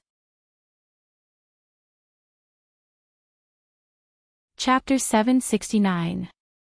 Han Yunxi hid in the carriage and checked Long Fei Ye's blank letter over and over again. She didn't even miss the inside of the envelope, but there was nothing but blankness. She couldn't find any ink. What does he mean? This should be Long Fei Ye's first time writing her a letter. Or rather, it should be a reply, but it turned out to be an empty letter. Is it because he's not good at expressing himself, so he decided not to express himself? If that's the case, then Han Yunxi was truly disappointed. Perhaps Han Yunxi was overthinking things, but she had a bad premonition. It didn't seem like Long Fei's style to reply to a letter. According to his style, even if he wasn't good at expressing himself, he'd still reply with, "I've received the letter." Or maybe I'm just overthinking things. Maybe he wants to give me a surprise, and this is only the first step. Han Yunxi comforted herself. At a time like this, Han Yunxi felt ashamed of herself for having such romantic thoughts. She wrote 2 more letters to Long Fei Yi, one to tell him about their journey and how his internal injuries were recovering. The other was the same, "Long Fei Yi, I miss you." Everyone put on a disguise, but Gu Qishao refused to be a shadow guard no matter what. In the end, he accepted the original arrangement. Han Yunxi disguised herself as a sickly young miss from a rich family. Gu Beiyue stuck a full beard on his handsome face to act as Han Yunxi's older brother. Gu used a human skin mask to disguise himself as a bodyguard and driver. Chu Shifeng and Su Donglin naturally followed them in the shadows with a group of shadow guard. They climbed over the mountains and ate a hot meal in the city before continuing on their journey without stopping. That night, while everyone was sleeping outdoors, Gu Beiyue received a secret letter from Long Fei Yi. It contained a set of medicinal pills, the Phoenix Breath pill he'd given to Kenzo. Although these medicinal pills couldn't heal Gu Beiyue completely, they could restore 20 to 30% of his internal energy in a short period of time. As for whether it was 20 or 30%, that would depend on Gu Beiyue's own efforts. The letter was very short. It explained the effects of the medicinal pills and the things to take note of during cultivation, but didn't contain anything else. Long Fei Yi didn't even explain where he'd gotten the pills or why he'd given them to him. Gu Beiyue stared at the short letter for a long time, unable to recover his senses. Who knew what he was thinking? What an exciting thing it was. When he'd found out that he'd lost all his internal energy and couldn't recover, he'd almost lost all hope. One had to know that even though he was unperturbed, he had spent countless nights sitting in boredom before he could finally accept this fact. Now, there was hope in the midst of despair. He'd trained hard since he was young. The shadow art that carried the last memories his grandfather and parents had left for him. The shadow art that carried the heavy responsibility of protecting the Western Qin royal family. The shadow art that carried the burden of protecting the woman he'd hidden deep in his heart was finally coming back. He was about to have a chance to truly stand up again. But there wasn't a trace of excitement or joy in his eyes. Instead, they were frozen and full of heaviness. It was a pity that Han Yunxi couldn't see Gu Beiyue at this moment. Otherwise, she'd definitely feel that the heaviness in Gu Beiyue's eyes was very similar to the heaviness she'd seen in Long Fei Ye's eyes many times. What was this heaviness for? When Long Fei Yi sent a secret letter to Gu Beiyue, he'd casually destroyed it after he'd read it. But this letter, he carefully folded it back into the envelope and hid it in his sleeve. As for the medicinal pills, he didn't hesitate to take them. Gu Beiyue thought that trust should be the same as the feeling of liking someone. It was duty-bound to be duty-bound to be duty-bound. All was quiet. Han Yunxi slept alone in the carriage. Gu Beiyue was dozing off outside the carriage. The shadow guards were all around taking turns to keep watch. Gu Beiyue only had to be wary of Gu. However, Gu was the best to be wary of. He was very smart, but his focus was all on Han Yunxi. It had nothing to do with Han Yunxi. Even if he noticed something strange, he was too lazy to investigate. After taking the Phoenix Perch pill, Gu Beiyue began to cultivate bitterly every night. After a few days of rushing about, he was already halfway through the journey. The day of the Apricot Woods conference was getting closer and closer. Of course, the situation in Cloud Realm Continent had changed as well. Medicine City finally gave in to Medical City's pressure and announced that they were temporarily suspending all dealings with Pilfiend Pharmacy and the South Central Region's Commander-in-Chief's estate. Only after Han Yunxi's identity was confirmed would they reconsider their cooperation. It was true that the Wang clan, who controlled Medicine City, was loyal to Long Fei. But when they couldn't even protect themselves, there was no need to talk about loyalty. Fortunately, Wang Gong was still a humane man. A few days before the announcement, he allowed Pilfiend Pharmacy to make a few large purchases and send out the goods in a timely manner. If I knew this would happen, I would have taken the chance to remove all restrictions on the Mu clan. Gu wasn't satisfied. For the sake of taking over Medicine City, he and Mu Ling had both gone to jail. Lady Lianxin had asked them to spare the Mu clan for the sake of giving birth to a child. Long Fei Yi had seized the chance to have the Wang clan lift some restrictions on the Mu clan and leave a way out for Medical City. He hoped that Mu Ling could one day restore the Mu clan to its former glory. After all, Long Fei Yi's ultimate goal wasn't to let the Wang clan dominate Medicine City. It could only be said that Mu Ling was too busy to be in two places, while Han Yunxi's identity as the poisoned sect had been exposed too early. There's still 7 to 8 days. As long as there's no large-scale epidemic, we should have enough medicine in stock, Gu Beiyue said. The King of Medicine has already replied. He's still willing to help us, Han Yunxi said seriously. Esteemed Wang Fei, Wang Gong can only help us in an emergency. He can't solve the root of the problem. You mustn't agree to anything. Gu Beiyue's expression was serious. If we don't have enough medicine, we can use a sledgehammer to crack a nut. Medicine Ghost Valley should have a lot of high-grade ingredients. We can use this opportunity to put on airs in front of Medicine City and Medical City and buy the hearts of the common people. They didn't use high-grade ingredients in large quantities, but rather common ones. However, high-grade ingredients could still treat some minor ailments with immediate results. The key was whether or not Gu was willing to spend the money. Gu smiled flirtatiously. As long as Poison Lass needs it, forget about Medicine Ghost Valley. Even if you want my life, I'd be happy to give it to you. They were clearly discussing a very serious issue, but Gu Beiyue and Gu made it sound so casual.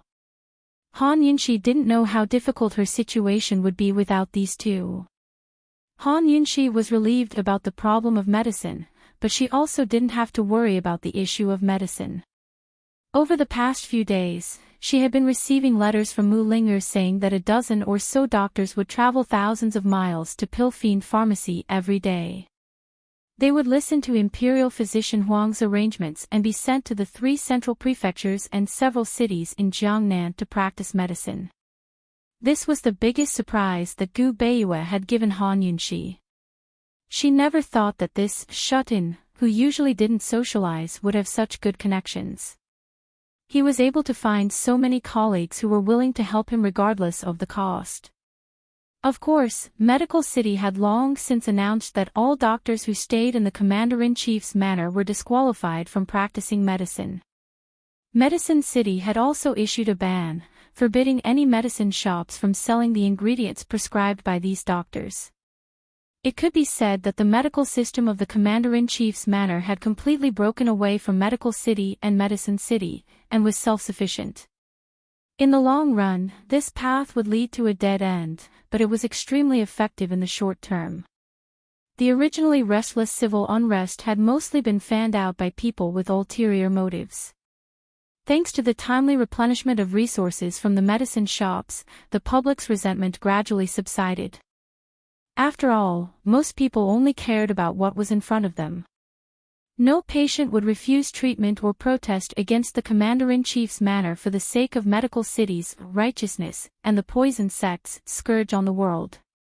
"It's time to step out," Han Yunshi said seriously. The Commander-in-Chief's manor had long publicly acknowledged that they would fight Medical City to the end, but as the person involved, she hadn't officially admitted anything. She thought that if she took advantage of the good situation in the South to step out and publicly denounce Medical City's inhumanity and accuse them of slandering the poison sect, it would definitely boost the Commander-in-Chief's manor's morale and garner the support of the commoners. "I'll step out with you." Gu had been waiting for Han Yunshi to say this for a long time. Gu Beiyue looked at the two of them like an older brother and wanted to laugh. "No rush, it's not time yet. We have to be on guard against the old fox behind the spies." Gu Beiyue was the most cautious of them all. He would either not make a move, or he'd make sure nothing went wrong. Right now, the most important thing was whether they could smoothly reach Medical City and participate in the Apricot Woods Conference. Han Yunshi and Gu nodded at the same time. Along the way, Han Yunshi had grown to trust and admire Gu Beiyue. Gu, on the other hand, had found Gu Beiyue much more pleasing to the eye than before. Besides them, no one else in the world could guess that they were on their way to Medical City, much less that they were planning to do something earth-shattering. Everyone was waiting to see a good show at the Commander-in-Chief's estate. Many people were even betting that the Commander-in-Chief's estate could hold out for a few months. In the Western military barracks, Ning Qing had just defeated Chu Shifeng and was in a good mood. His figure was tall and straight to begin with, but now he was dressed in silver-white battle robes that made him seem as lofty and untouchable as a mountain. "Your lordship will definitely make Chu Shifeng surrender in 10 days at most," he laughed heartily, but his voice was still lofty and unapproachable. "In other words, our army can march south after 10 days, the deputy general rejoiced. "I heard that Dr. Gu Beiyue from the Commander-in-Chief's estate has quite the skills. He helped Han Yunshi recruit quite a few doctors," Ning Qing said. "Isn't that so? Judging from the situation there, they should be able to hold out for at least half a year." The deputy general couldn't help but admire him. "If not for those red coat cannons, we probably wouldn't have been able to finish the war within that time." Ning Qing rejoiced inwardly. If he hadn't been decisive enough, he wouldn't have been able to seize the opportunity to attack the south-central regions.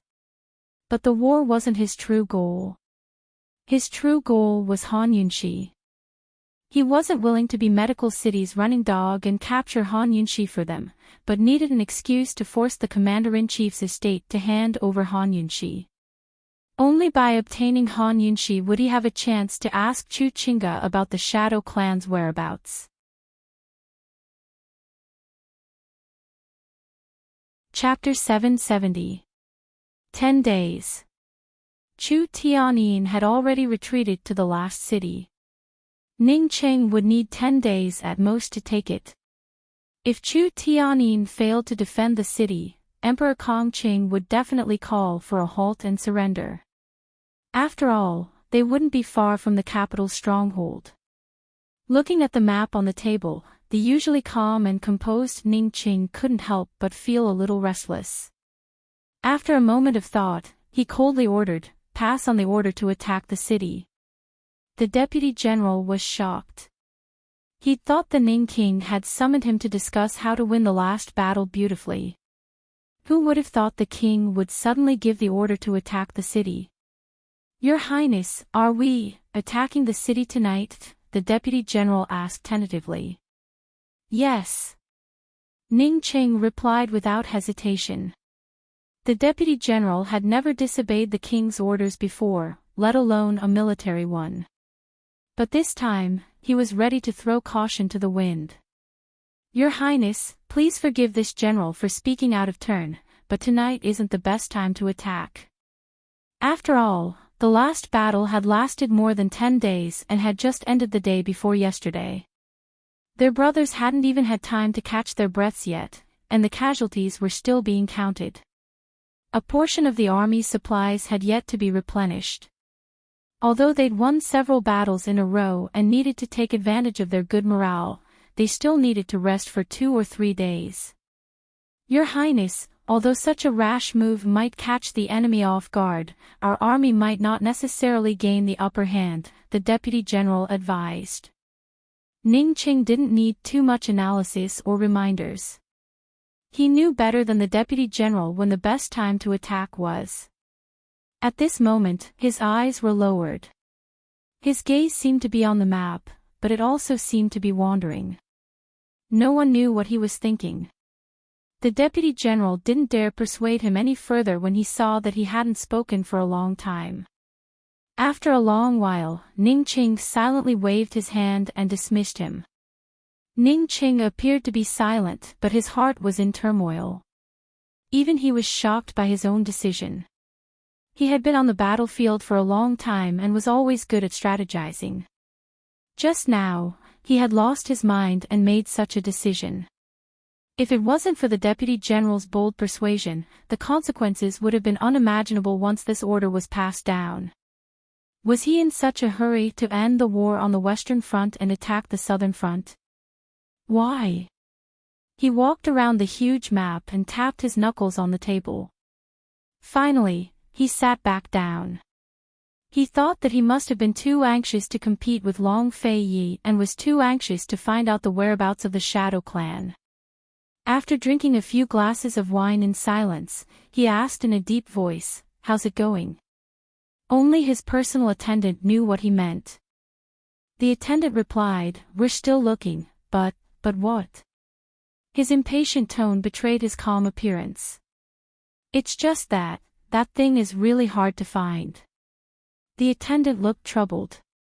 The group of people he sent out to look for a golden needle had searched everywhere Han Yunxi had gone to and the people she had treated, but they couldn't find any clues. In the vast sea of people, it wasn't easy to find a single person, let alone a needle. If it's easy to find, why would this prince need you? Ning Qing asked unhappily. The attendant was helpless and retorted, "Master, if you want Han Yunxi's golden needle, why don't you just ask her for it after you capture Han Yunxi? You might not find it even if you spend so much effort." When he said this, Ning Qing slowly turned his head to look at him. When the attendant saw his gaze, a chill ran down his spine and he felt goosebumps all over his body. He didn't dare to look any longer. He tactfully lowered his head and silently retreated. In the large tent, only Ning Qing was left. He held a wine cup, his thin lips gently caressing the rim of the cup, deep in thought. Ning Qing was anxious to lead the troops south, while Chu Tianyin was tense. He had already received Gu Beiyue's orders. No matter what, he had to contain Ning Qing until the end of the month. While Chu Tianyin was shocked by Han Yunxi's identity, he couldn't figure out what Long Fei Yi and Gu Beiyue wanted to do. He was under Long Fei Ye's control and could only listen to his orders.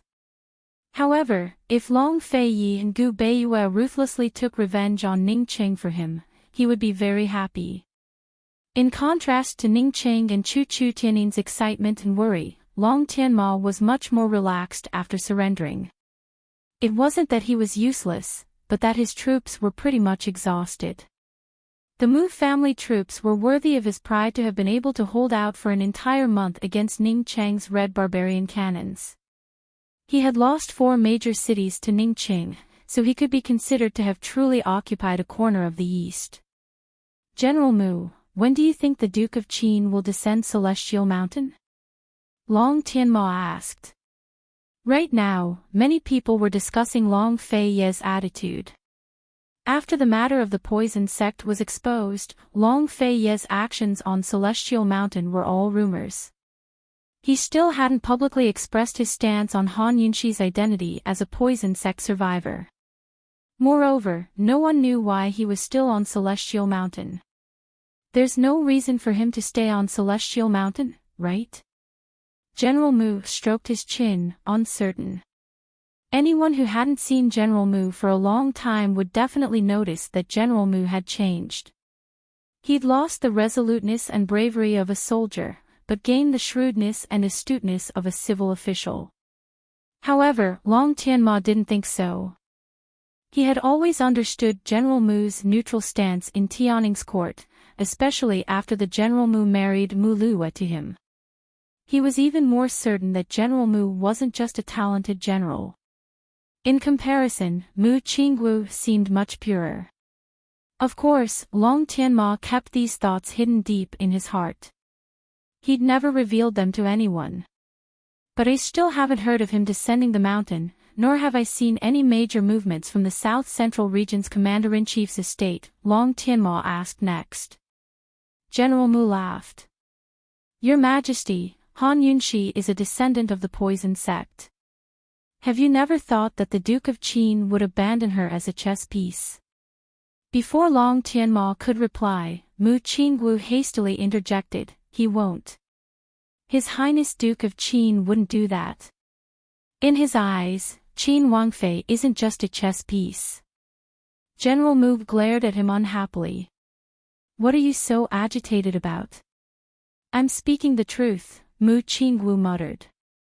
He. Shen also believes that the Duke of Qin wouldn't be so heartless. Moreover, he's not the type to show weakness to Medical City, Long Tianma laughed. Your Majesty, whether it's Medical City or the South Central Region's Commander-in-Chief's estate, we can't afford to offend them with our current strength. You mustn't support Medical City in this matter, nor can you defend Han Yunxi, General Mu reminded him seriously, sticking to his neutral stance to the very end. It was obvious that Long Tianma and Mu Qingwu didn't like this stance. Rather than calling it neutral, it was more accurate to say that they swayed with the wind. Long Tianma was about to retort, but General Mu didn't give him the chance and changed the topic. Your Majesty, there's been a lot of discussion in court recently about the issue of heirs. You're not young anymore. When Emperor Xian was your age, he already had 3 princes.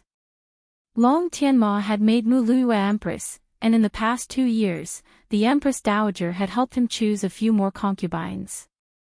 Unfortunately, he was cold and indifferent to all of them, so there hadn't been any good news from the palace ever since. There were many rumors in and out of the palace that Long Tianma had some sort of homosexual fetish.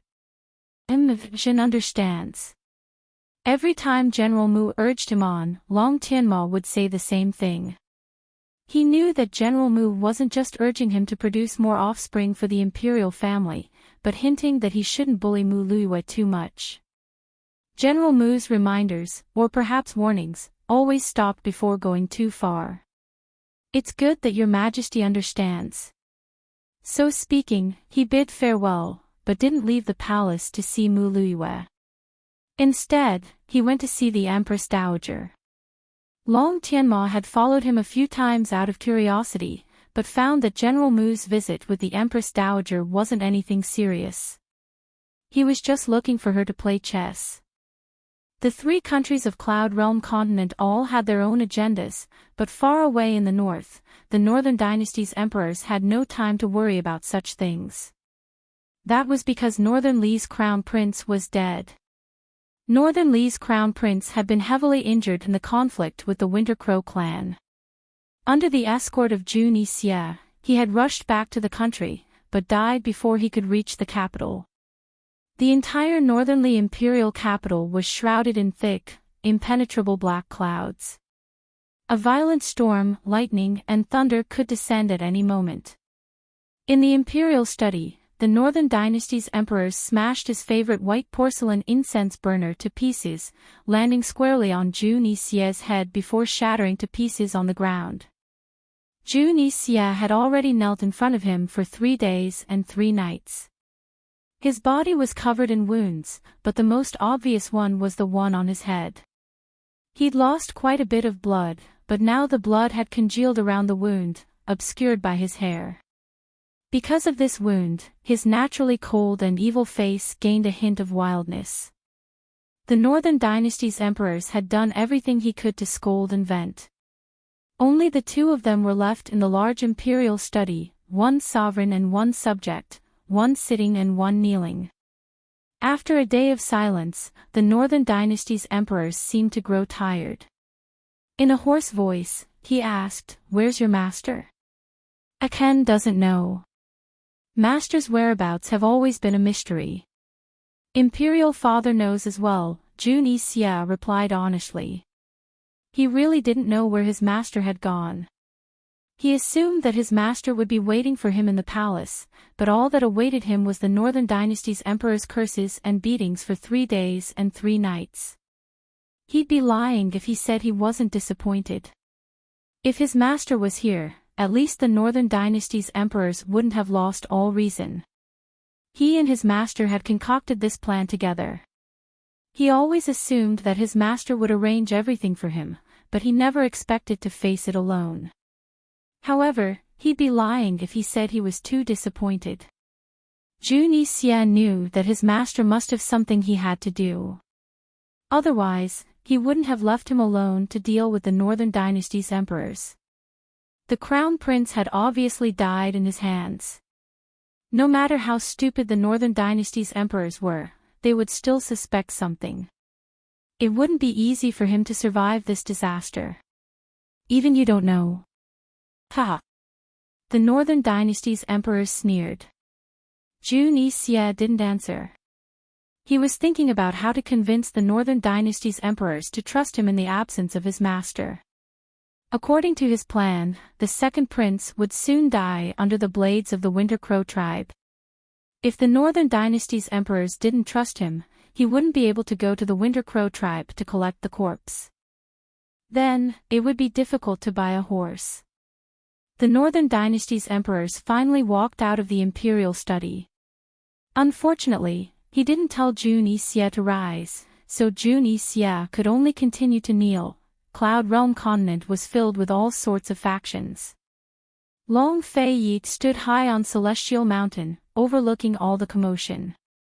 Today, he'd just finished playing a game of chess with old Kenzo when a servant came to report that Bailey Mingxiang had arrived.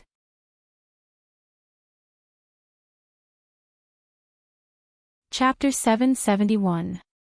Upon hearing that Bailey Mingxiang had arrived at Celestial Mountain, Long Fei Yi was still tidying up his chess pieces. They should have reached Medical City by now. Naturally, he was asking about Han Yunxi and Gu Beiyue's group. The Apricot Woods conference is in 3 days.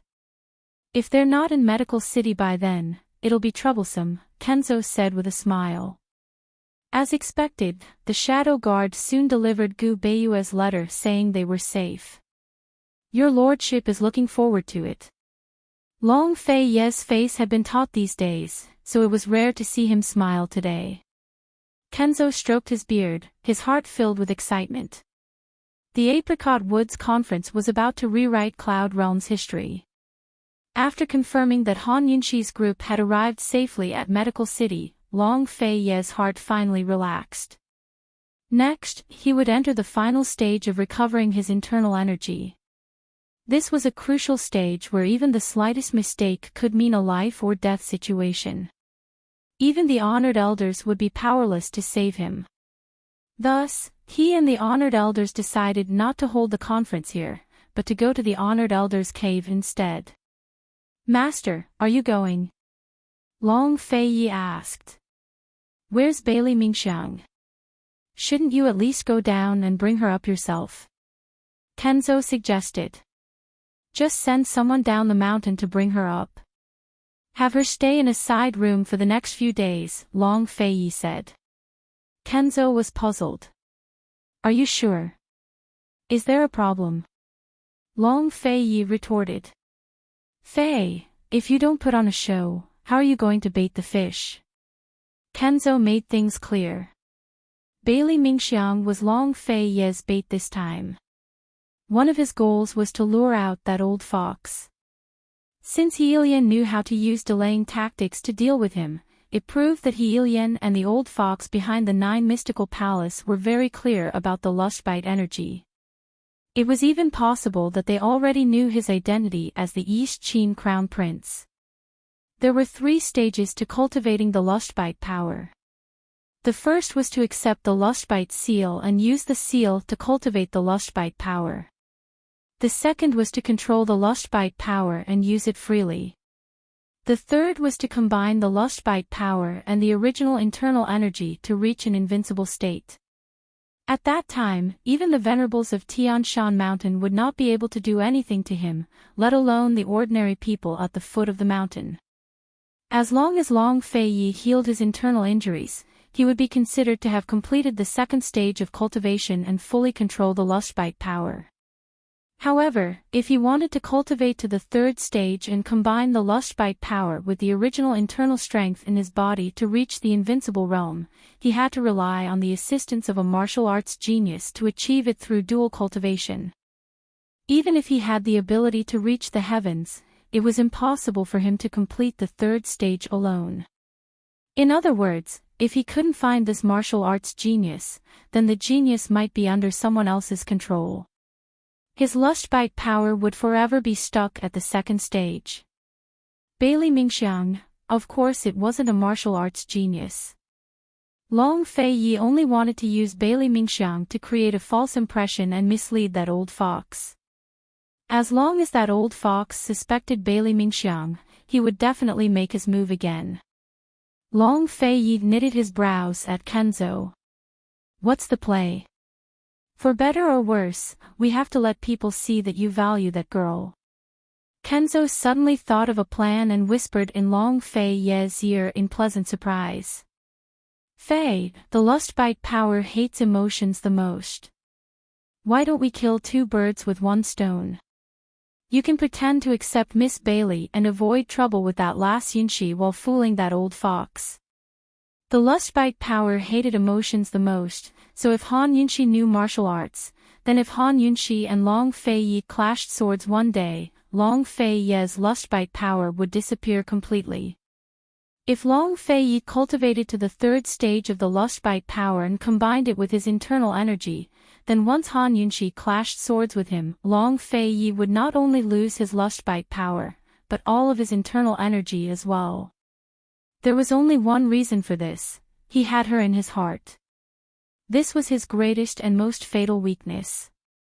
If the old fox understood the lustbite power and wanted to deal with Long Fei Yi, he would definitely target Han Yunshi instead. Thus, Kenzo's suggestion wasn't a bad idea. Since Bailey Mingxiang was already on Celestial Mountain, why not let her, temporarily, take Han Yunshi's place and bear the brunt of Han Yunshi's danger? Long Fei Yi didn't react at all. Kenzo hastened to add, Fei, if Miss Bailey is both your sweetheart and someone who can dual cultivate with you, then that old fox will definitely make his move soon. Finally, Long Fei Yi gave him a sidelong glance and said, I can't do it. Fei, your identity will be revealed to the world one day. You can't hide it from that last Yunshi for the rest of your life. Explain it to her then and she'll understand, Kenzo coaxed. I can't do it. Long Fei Yi dragged out his words.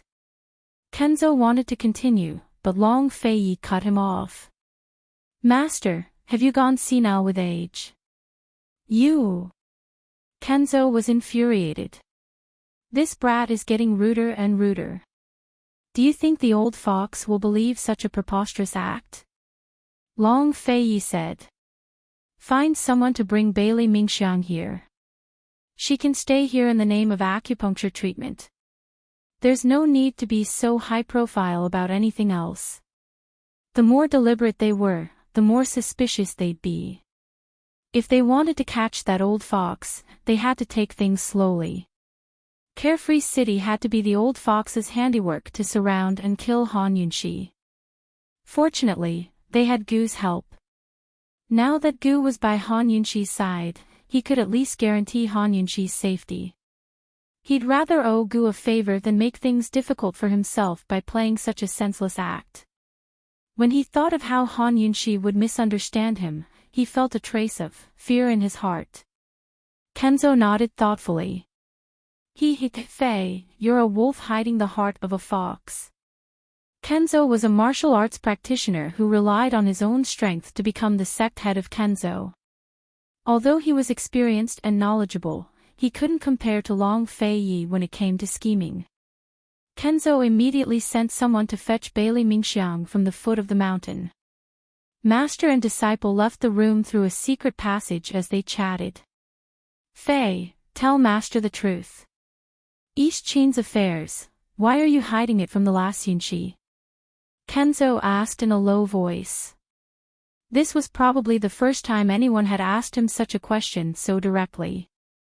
Tang Zijin, Aunt Ru, and even Lady Tang and Tang Li were curious as well. They even guessed that it was because he didn't trust Han Yunxi enough. East Qin's affairs were truly a secret. There was no need to announce it until the best moment, but he'd definitely announce it when the time came. This status was his pride, his burden, and his responsibility. Even if he dreamed of establishing a new dynasty and ushering in a new era for Cloud Realm continent, he still had to acknowledge his status and respect East Qin's history. He carried too many hopes on his shoulders. He could complain of being tired, but he couldn't complain about being wronged, because these were all innate responsibilities. As the East Qin crown prince, he had to shoulder them. Why didn't he tell Han Yunxi these things? Even he didn't know why. If Han Yunxi found out his identity, what would her reaction be? Based on his understanding of her, she'd probably be happy and pleasantly surprised. However, what would happen if she found out about his identity? He couldn't guess. For every matter, as long as it started, he had a plan in his heart and knew the outcome. Only this matter was out of his control. He didn't know if he couldn't control himself, or her. Seeing Long Fei Yi spacing out, Kenzo nudged him. What are you thinking about? Everyone saw how that girl protected you at the abstinence hall. What, are you on guard against her as well? Kenzo asked. Long Fei Yi didn't want to talk about this topic, so he replied half-heartedly, my life is in her hands. How can I not be on guard? Kenzo laughed out loud. If you're on guard against her, then she won't be the one to hurt you. Ha! That's right. If he was still on guard against her, then he wouldn't be sincere. If he wasn't sincere, how could Han Yunxi make his lustbite power disappear? That's great. Long Fei Yi said something against his will. He even hid Han Yunxi's identity from Kenzo. After Mute Granny died, he was the only one left in the world who knew about Han Yunxi's identity. Not long ago, he found out that someone else also knew about it. Although they weren't on the same path, he still hoped that that person wouldn't betray his trust. The master and disciple were silent for a long time. After exiting the secret passage, they walked through a mountain path and arrived at the mysterious ice cave where the Venerable One cultivated. Even though it was midsummer, the cold air was still blowing in their faces. It was as cold as the northern wind in December. A Venerable One was already waiting at the door. The Venerable One cultivated wholeheartedly. He didn't care about the secular world, nor did he interfere. The reason why he helped was because of the lustbite power. Once the lustbite power was used, it was invincible in the martial arts world. No one in the East Qin imperial clan had successfully cultivated it. And before the lustbite power fell into the hands of the East Qin imperial clan, no one in the martial arts world had successfully cultivated it. The Venerable One hoped that one day, he would be able to see the true power of the lustbite power from Long Fei Yi. Kenzo sent Long Fei Yi to the entrance of the cave and couldn't help but sigh. When will you find someone who can dual cultivate with you? To be able to dual cultivate with Long Fei Yi and help him reach the invincible realm, it had to be a martial arts genius.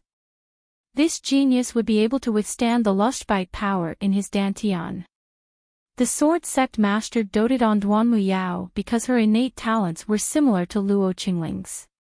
Still, Long Fei was more or less a factor as well. Although Duanmu Yao hadn't reached the level of being able to withstand the lustbite power, he had always secretly hoped that Duanmu Yao could lay a good foundation so that one day, she could dual cultivate with Long Fei Yi. Seeing that she had a home, seeing that she had a better life than Qingling, he felt some comfort in his heart. Unfortunately, man proposes, God disposes. After that night of madness, he hadn't mentioned Duanmu Yao again, but that didn't mean he had forgotten about his injury. Madness was to expose the injury and vent the pain. If he wasn't mad, he had to hide the injury and cover the pain. Was it better to be mad or not? The feeling was like drinking water, only the person would know if it was hot or cold. Long Fei Yi was about to enter the cave when he suddenly turned around. Master, I've already found this person. Kenzo was very shocked and blurted out, who is it? His mind unconsciously began to search for experts in the martial arts world. Someone with that kind of talent had to be a top expert. Unfortunately, even after thinking about all the experts he knew of in the martial arts world, he still couldn't guess who it was.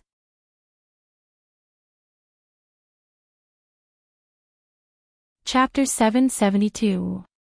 Kenzo couldn't guess, but he was both surprised and delighted. He wasn't afraid that this person would be hard to find, or that they wouldn't cooperate with Long Fei Yi's dual cultivation. He was only afraid that such a person didn't exist in this world. Fei, hurry and tell me, just who is it? Kenzo was so nervous that he lost his composure, but Long Fei Yi only smiled at him. It's a secret. Fei, you're not deceiving master, are you? Fei. Tell me, just who is it? Stinking brat. Stop right there. Did you hear me? Just who is it? Is it a man or a woman? How old is he? What's your relationship with him or her? When did you find this person? Kenzo had a pile of questions. He chased after Long Fei Yi for a few steps, but Long Fei Yi didn't pay him any attention. He was furious. If not for Long Fei Yi's tight schedule, he would have chased after him and interrogated him thoroughly. This stinking brat shouldn't be lying to me. When did he find someone who could dual cultivate with him? He's too good at hiding. He even hid it from his master. Just who is it? For the next few days, Long Fei Yi and the honored elders were both in closed-door cultivation. Kenzo was depressed by the word secret. Of course, he didn't forget to tell Bailey Mingxiang the truth. He wanted Bailey Mingxiang to play along and lure the snake out of its hole. Bailey Mingxiang was very calm after learning the truth. She settled down in the room next to Long Fei Yi's recuperation room and entered Long Fei Yi's room 3 times a day, staying for about an hour each time. An hour was exactly the time she needed to perform acupuncture. Unfortunately, she had to watch over the empty room and pass each day like a year. She'd been on Celestial Mountain for days now, but she still hadn't seen His Highness Duke of Qin. It was impossible to say that she wasn't a bit disappointed. She didn't think she was that noble. If feelings could be controlled, then what was the point of liking or disliking someone? How could she feel happy or unhappy? Emotions could not be controlled, but they could be restrained. Bailey Mingxiang was also a person who would let her imagination run wild. She sat at the tea table and thought about a lot of things. What he thought about the most was the secret of the phoenix birthmark on the Princess Consort's back. If there was a day when His Highness found out about the Princess Consort's past, would His Highness still dote on the Princess Consort? If there was a day when the Princess Consort found out about her past, would she still like His Highness? If if they became enemies in the end, where would her heart go? She would not reveal this secret, but she knew that this secret would be revealed one day. At the very least, the identity of His Highness could not be hidden forever. Looking at the tea set that His Highness Duke of Qin had used, Bailey Mingxiang unconsciously reached out. However, before she could touch the master's cup, she sighed softly and withdrew her hand. Suppose one day they stopped loving each other, then would she be able to love? Thinking up to here, Bailey Mingxiang suddenly broke into a self-mocking laugh. What was wrong with her today? Why did she have to think so much? Even if there was a day when they stopped loving each other, she could not love. He was her master and she was his servant. What right did she have to love him? Besides, how could they not love each other? Even if they found out about her past, they would still love each other. It would just be a matter of hate. Love and hate intertwined, entangling each other for eternity. Esteemed Princess Consort, if such a day comes, please believe in His Highness Duke of Qin, Bailey Mingxiang muttered to herself. It was almost time for today's treatment. Bailey Mingxiang packed up her needles and went out. There were 2 attendants waiting outside the door. They often chatted with her, and today was no exception. Miss Bailey, is His Highness Duke of Qin's injuries better? One of the attendants asked. Bailey Mingxiang sighed softly. With such serious injuries, it will take at least a year or so for him to recover. Didn't you come? What kind of needles did you use? Where is esteemed Princess Consort? Is she not coming back? The attendant asked again. You won't understand even if I tell you. I'm leaving. As Bailey Mingxiang was about to leave, the attendant asked again, Miss Mingxiang, won't you follow His Highness Duke of Qin for more than a year? Bailey Mingxiang smiled but didn't answer. When night fell, she would have to practice martial arts with the old Kenzo, so she had to go back and sleep first. No matter what, she had to do her best to make this act real and complete her mission. Almost at the same time that Bai Yanqing arrived at Medical City, news of Bailey Mingxiang's visit to Celestial Mountain reached his ears. Bailey Mingxiang. Bai Yanqing muttered to himself. Beauty's blood. When Jun Yixia had brought back a drop of poisoned blood from Yuzhou Island, it had taken him a long time to figure out that it was not only Beauty's blood, but also the blood of a mermaid. It was precisely because of that drop of blood that he began to question Long Fei Ye's origins. Does she know martial arts? Bai Yanqing asked. The messenger replied truthfully, we've investigated her. She's the youngest daughter of the Bailey family. For some reason, Han Yunxi took her in as a maidservant. She knows medicine and poisons, but not martial arts. Bai Yanqing was an extremely suspicious person. He fell silent and began to ponder a few questions. Bailey Mingxiang's blood was highly toxic. This meant that Long Fei Yi had used her to cultivate Beauty's blood. Those who could cultivate Beauty's blood had to have a different body type, and those who cultivated Beauty's blood would die. Bailey Mingxiang had probably been saved by Han Yunxi. It wasn't easy to cure Bailey Mingxiang's poison. To be precise, it was an extremely difficult task. Bailey Mingxiang was just a servant. If she wasn't still useful, why would Han Yunxi save her? Could it be that Long Fei Yi had asked Han Yunxi to save Bailey Mingxiang? Also, why did Bailey Mingxiang come to Tianshan Mountain at this time? Was it really to treat Long Fei Yi with acupuncture? Did she know martial arts or not? Find an opportunity to test her and see if she knows martial arts, Bai Yanqing ordered in a low voice. After the messenger left, Bai Yuqiao came over. Master, my subordinates have interrogated her no less than 5 times. That girl Su Xiaoyu couldn't explain clearly about the phoenix birthmark. I ordered people to test her before.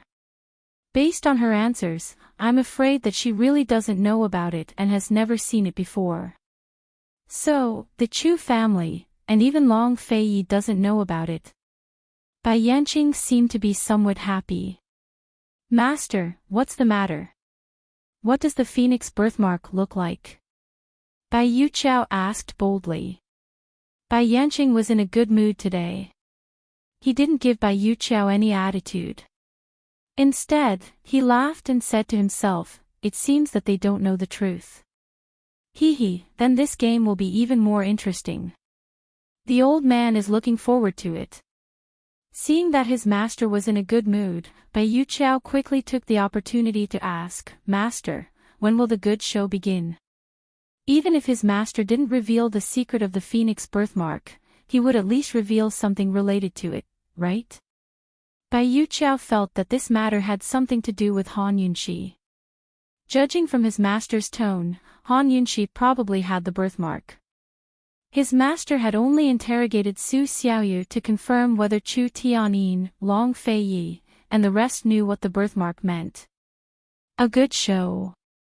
Bai Yanqing stroked his beard with a smile. Wait until the Apricot Woods conference is over. Little ass, this will be the biggest show in Cloud Realm Continent's history. The best show ever. Just you wait. After the Apricot Woods conference, Ning Qing would take care of Chu Tianyin as well.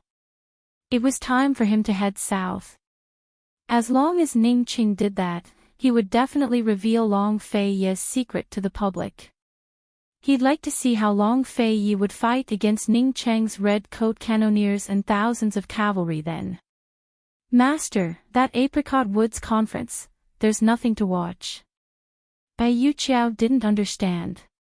Bai Yanqing suddenly knitted his brows. Lass, the Apricot Woods Conference is Cloud Realm Continent's medical community's greatest gathering. There's plenty to watch, so you have to watch carefully for your master. Medicine and poisons have many similarities. Poisons doctors also fall under the category of medicine. Bai Yanqing's motives for coming to the Apricot Woods Conference were simple. Besides investigating Medical City's movements against the South Central Region's Commander-in-Chief's estate, he was really here to learn. He wanted to treat this gathering as a vacation to recuperate his body and mind. Only then would he have the energy to fight a proper battle with Long Fei Yi. Bai Yuqiao felt resentful. She wasn't interested in the Apricot Woods conference at all, so she probed, Master, why don't we go take a look at the poison sect's forbidden grounds? That's the birthplace of the poison world, after all. Finally, Bai Yanqing fell silent. Bai Yuqiao still wanted to bring up senior brother's matter, but seeing this, she could only shut her mouth obediently. Han Yunxi's group had also arrived at Medical City, arriving a few days earlier than Bai Yanqing. Han Yunxi had gained a new understanding of Gu Beiyue during this trip. This fellow actually knew the fastest mountain path to Medical City and had taken them over 3 barren mountains without getting lost. Instead, he'd saved them 5 days of travel. Moreover, what Han Yunxi hadn't expected was that Gu Beiyue actually had a large residence in Medical City. Gu Beiyue hadn't even mentioned it the last time they came. Currently, they were inside the residence. Esteemed Wang Fei, 7th young master, look at what this is. Gu Beiyue handed over 3 invitations to the Apricot Woods conference. You're quite capable. Gu glanced at them and gave them a rare compliment. In truth, he could have gotten an invitation to the Apricot Woods conference just the same, but he couldn't be bothered to listen to Luo Zuishan's nagging. I didn't expect you to have such good friends in Medical City, Han Yunxi teased. Gu Beiyue had grown up in Medical City. Although he didn't like to socialize, he still had many friends. Han Yunxi hadn't expected that Gu Beiyue's friends in Medical City would still be willing to help him now that the Commander-in-Chief's estate in South Ning was in trouble and he was a member of Pill Fiend Pharmacy. What kind of friendship was this? Dr. Gu, just what are your origins? Gu was the first to speak. In truth, Han Yunxi had also wanted to ask this question along the way, but she didn't know how to broach the subject. Gu Beiyue didn't panic and maintained his warm smile. My surname is Gu. My ancestors have a deep relationship with Medical City's Gu clan. When my grandfather was alive, he was always kind to others. Thanks to him, many of Medical City's great aristocratic families are friends with me. Gu Beiyue smiled and teased, they all think I'm abandoning the dark for the light this time, hee hee. These were naturally lies. Gu Beiyue's surname wasn't actually Gu. It was just a surname the Shadow Clan had changed to hide their identity. Back when the Shadow Clan hid in Medical City, the Gu clan was Medical City's #1 clan, so the Shadow Clan took on the surname Gu. The Shadow Clan's surname was Gu. They lived their lives as shadows and solitude. Gu Beiyue's real name was Gu Beiyue. He was born on the 15th night of the 8th lunar month, when the bright moon hung high in the sky. Thus, his grandfather gave him the name Yu. Gu wanted to ask more questions, but Gu Beiyue cleverly changed the topic. Seventh young master, your surname is also Gu. Perhaps we were even family 500 years ago. Gu instantly lost interest in this topic. He sneered, I'm going out for a walk. It's already late, where are you going? Han Yunxi asked. The Apricot Woods conference was the day after tomorrow. It wouldn't be easy to reach Medical City smoothly. She didn't want anything to happen in the last 2 days. Gu turned back and smiled devastatingly. Poison lass, I'm going to prepare a big gift for Gu Yuntian. Gu Beiyue left for 2 days. He only appeared when Han Yunxi and Gu Beiyue were both at the entrance of the Apricot Woods conference.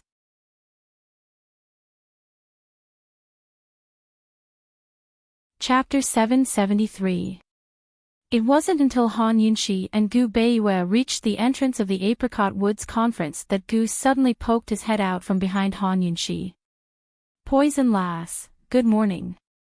Han Yunxi jumped in fright when she saw Gu's disguised face.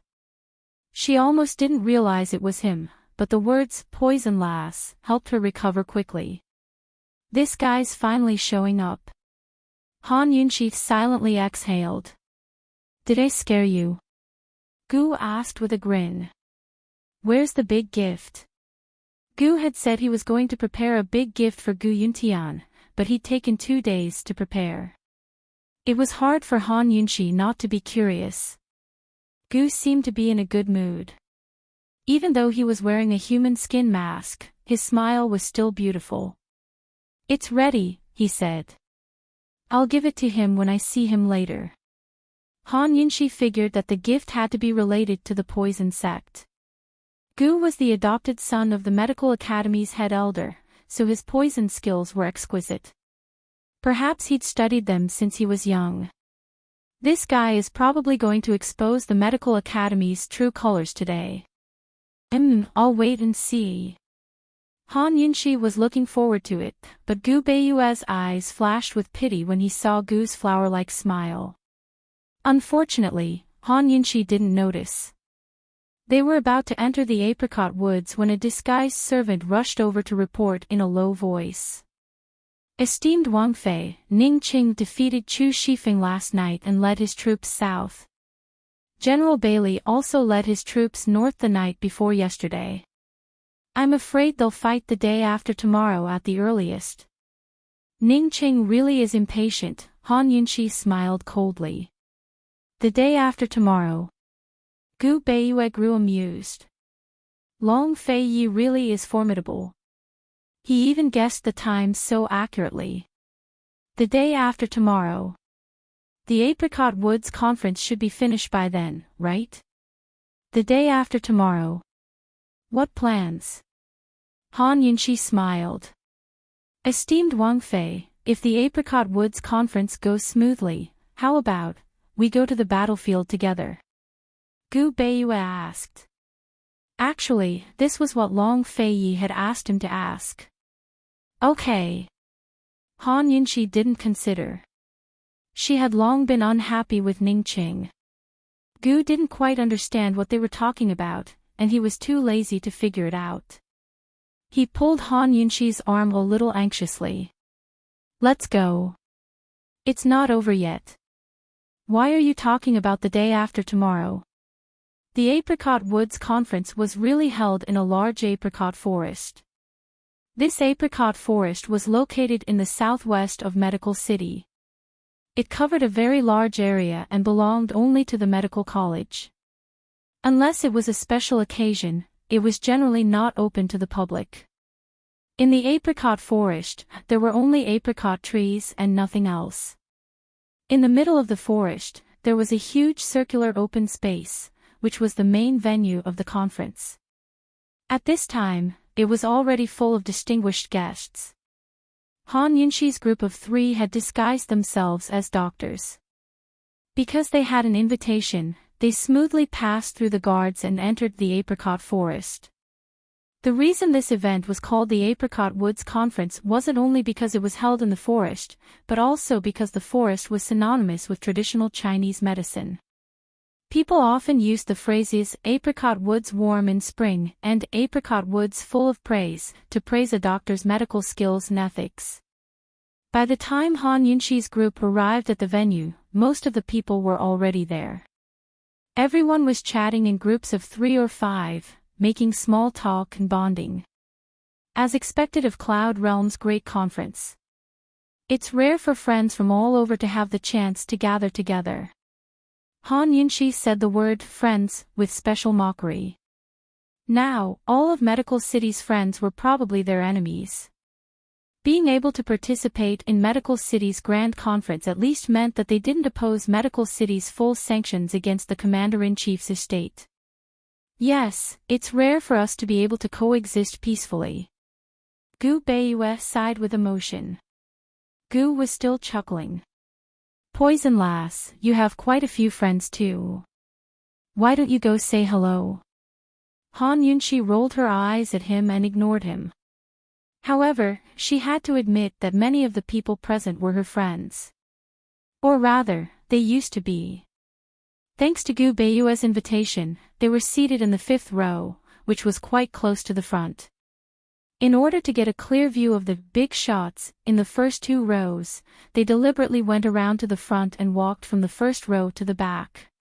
In addition to Medical City's people, foreign guests with high status also sat in the 1st and 2nd rows.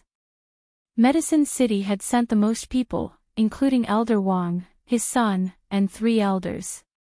These people weren't just friends. They'd even said that they'd served Long Fei in the past. Tian'an's representative was none other than young General Mu Qingwu.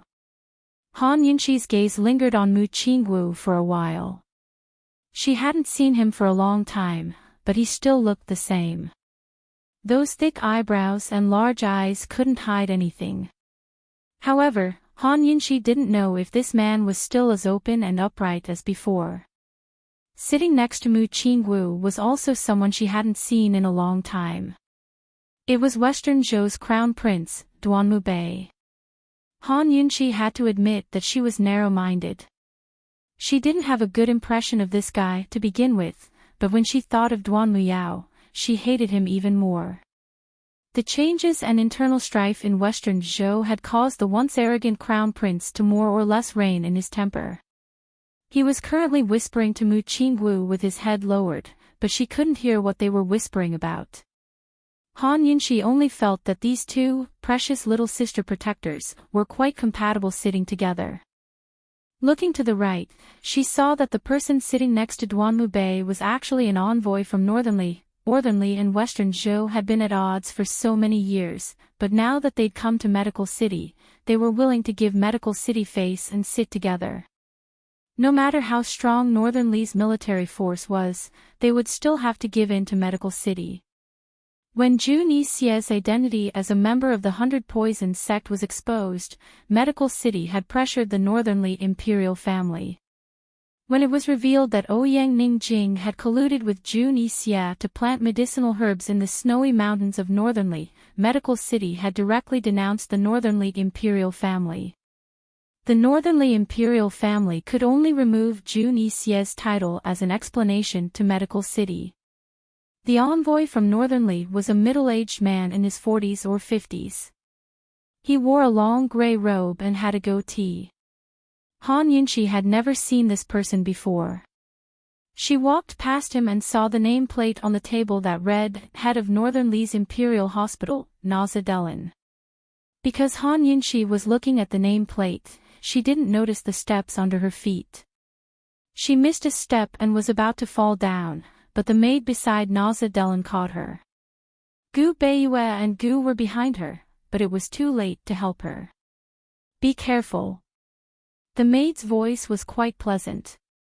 Han Yunxi raised her head and saw that the maid was about 16 or 17 years old. She had a pair of especially bright eyes. Han Yunxi couldn't help but think of Su Xiaoyu. Su Xiaoyu's eyes were even prettier than hers. Many thanks. She stood up. It's nothing. The maid quickly returned to her position. At this time, Naza Delin turned around and glanced at Han Yunxi. He didn't take it seriously. Gu Beiyue hurriedly chased after Han Yunxi and whispered, Is your foot okay?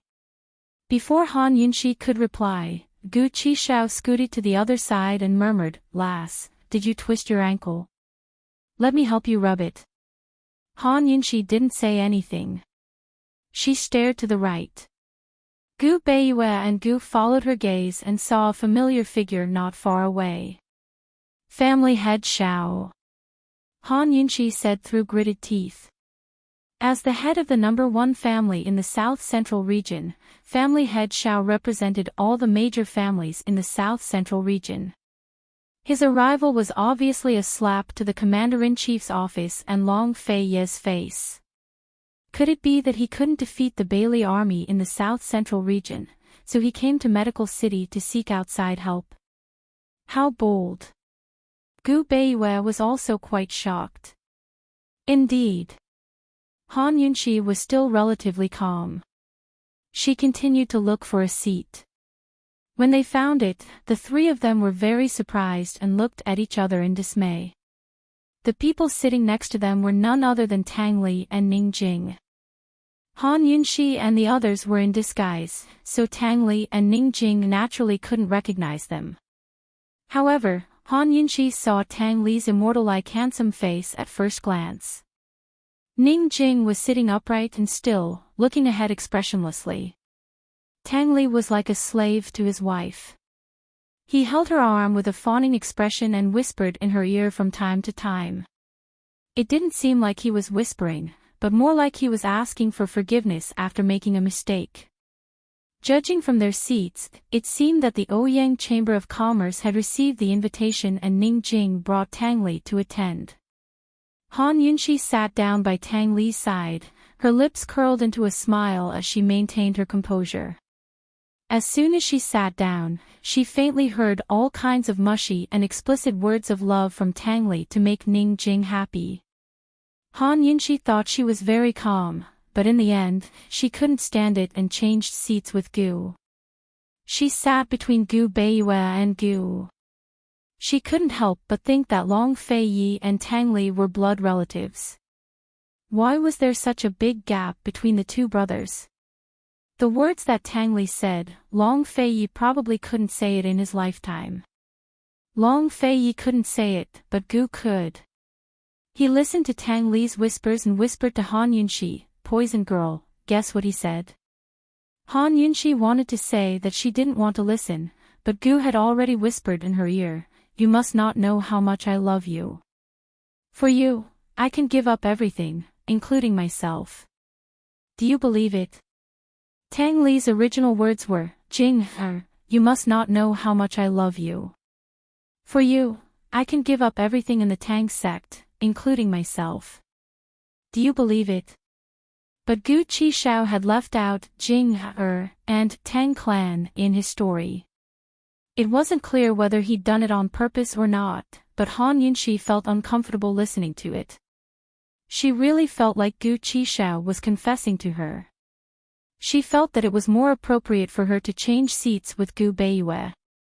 Just as she was about to get up, Gu pressed her hand down and asked again, Do you believe it? What do I have to do to make you believe it? I'm not playing with you, and I won't joke with you. From the moment I met you, except for hiding my identity, everything I said to you was true. I'm sincere. Do you believe it? Answer me. Han Yunxi was stunned. Her heart was thumping wildly. How could she not understand Gu's feelings? She didn't like how he was always so playful and joked about everything. However, when he stopped joking with her one day and leaned close to her and whispered sweet nothings to her in such a gentle and serious voice, she realized that she couldn't resist and didn't know what to do. Gu, if it's always a joke, then we'll always be good friends. But if one day the joke turns out to be true, how can I continue to treat you as a friend? Han Yunxi's face was a little pale. Gu suddenly chuckled and said in a low voice, "Poison girl, what are you doing? Don't tell me you're disgusted by Tang Li's words." Han Yunxi's clenched heart suddenly relaxed. Tang Li had indeed hidden his identity and lied to Ning Jing from the moment he met her. When Gu had said those words, she had thought that he was talking about Gu Qishao's identity. How could she scare herself like that? You're disgusting me. Can you shut up? Han Yunxi said exasperatedly. Gu Qishao chuckled. Poison lass, do you believe those words? Before Han Yunxi could reply, Gu Qishao's bright, starry eyes abruptly turned cold and filled with ruthlessness. This was the first time that Han Yunxi had been frightened by Gu. She never knew that this pair of smiling eyes could be so frightening when they were angry. She followed his gaze and saw that the head of the medical college, Gu Yuntian, was already standing on the stage.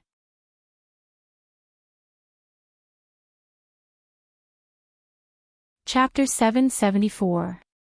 Han Yunxi had never seen Gu Yuntian before, but she was certain that the old man on stage was the head of the medical academy, the #1 doctor in all of Cloud Realm continent. That was because the noisy crowd had suddenly quieted down as everyone stood up, including the first row of medical city's vice heads and elders. Who else but Gu Yuntian had such power? But Gu Yuntian didn't seem to have any of the dignity or haughtiness of a superior. He was in his 50s, but his temples were already grizzled. He was dressed in simple white robes without any decorations, giving him a clean, simple look. His face was benevolent and calm, like a researcher who didn't care about worldly affairs and buried himself in his work. It had to be said that his features were extremely good-looking. Even though he was old, it was easy to imagine what he looked like in his younger days. He must have been very handsome. Seeing him, Han Yunxi couldn't help but wonder if this academy head knew the truth behind the poison sex destruction. Did the ban on the South Central Region's Commander-in-Chief's estate come from his mouth?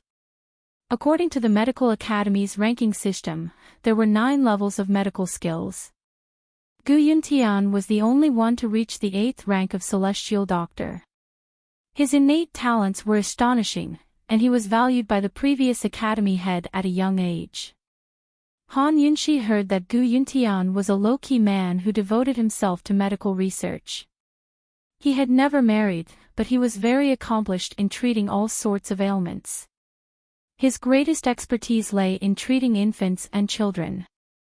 Han Yunxi had also heard that Gu Yuntian was the first doctor in Cloud Realm continent's medical history to do research on fetuses. He had a unique way of preventing and treating fetuses' ailments. He was the one who came up with the concept of eugenics, which contributed greatly to Cloud Realm continent's medical progress.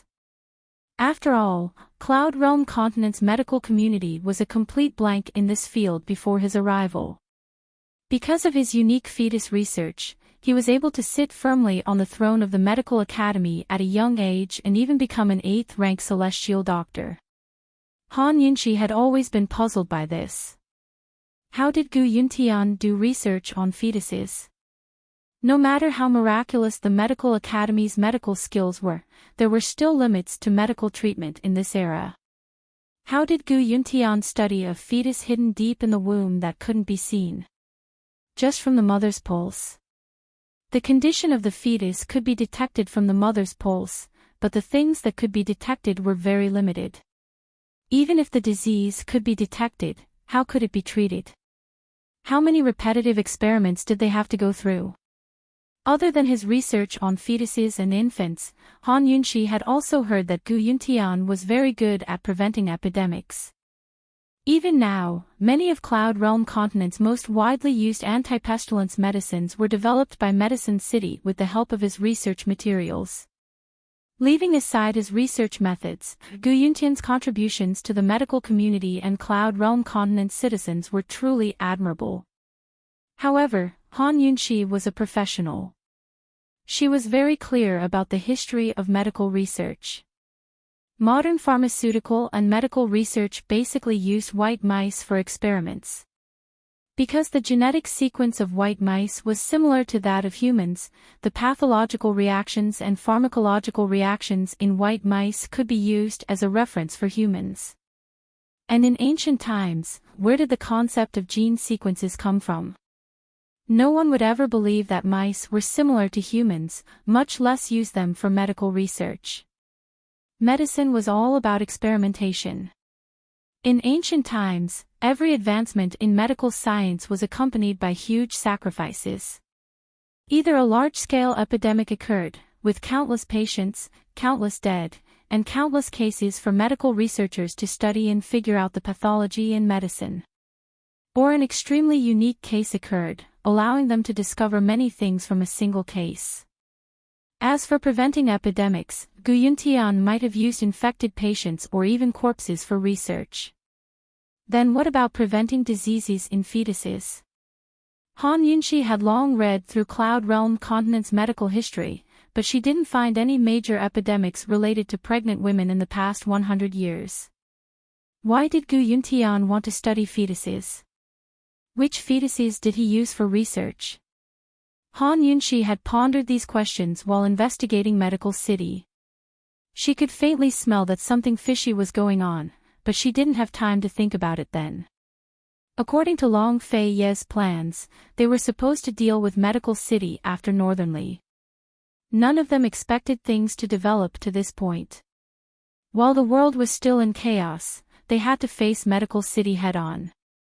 Now that she saw the old man on stage, Han Yunxi couldn't help but wonder. Since she was here today, Han Yunxi planned to ask him some questions and get to the bottom of things. Right now, she was more concerned about Gu. Old fiend, do you have a deep grudge against him? Han Yunxi asked in a low voice. Gu should hate his foster father, head elderling, more after being banished from Medical City, right? Head elderling had long been kicked out of Medical City, so he didn't show up today. I don't. Gu turned back. Despite his rage, he was still able to smile in front of Han Yunxi. I do. He owes me, Chi brother, a huge debt. It's been several years now, both principal and interest. Today, I'm collecting it all and giving it to you. Han Yunxi didn't know why, but her heart was in turmoil and unease. Just what do you want? You know about the poison sect, don't you? Sure, Gu pressed a finger against Han Yunxi's lips. His fingers were so cold that Han Yunxi instinctively dodged. Her warm lips couldn't warm up to his coldness at all. Gu Qishao pressed Han Yunxi down and scooted close until he was almost by her ear. Poison lass, be good. There's no rush.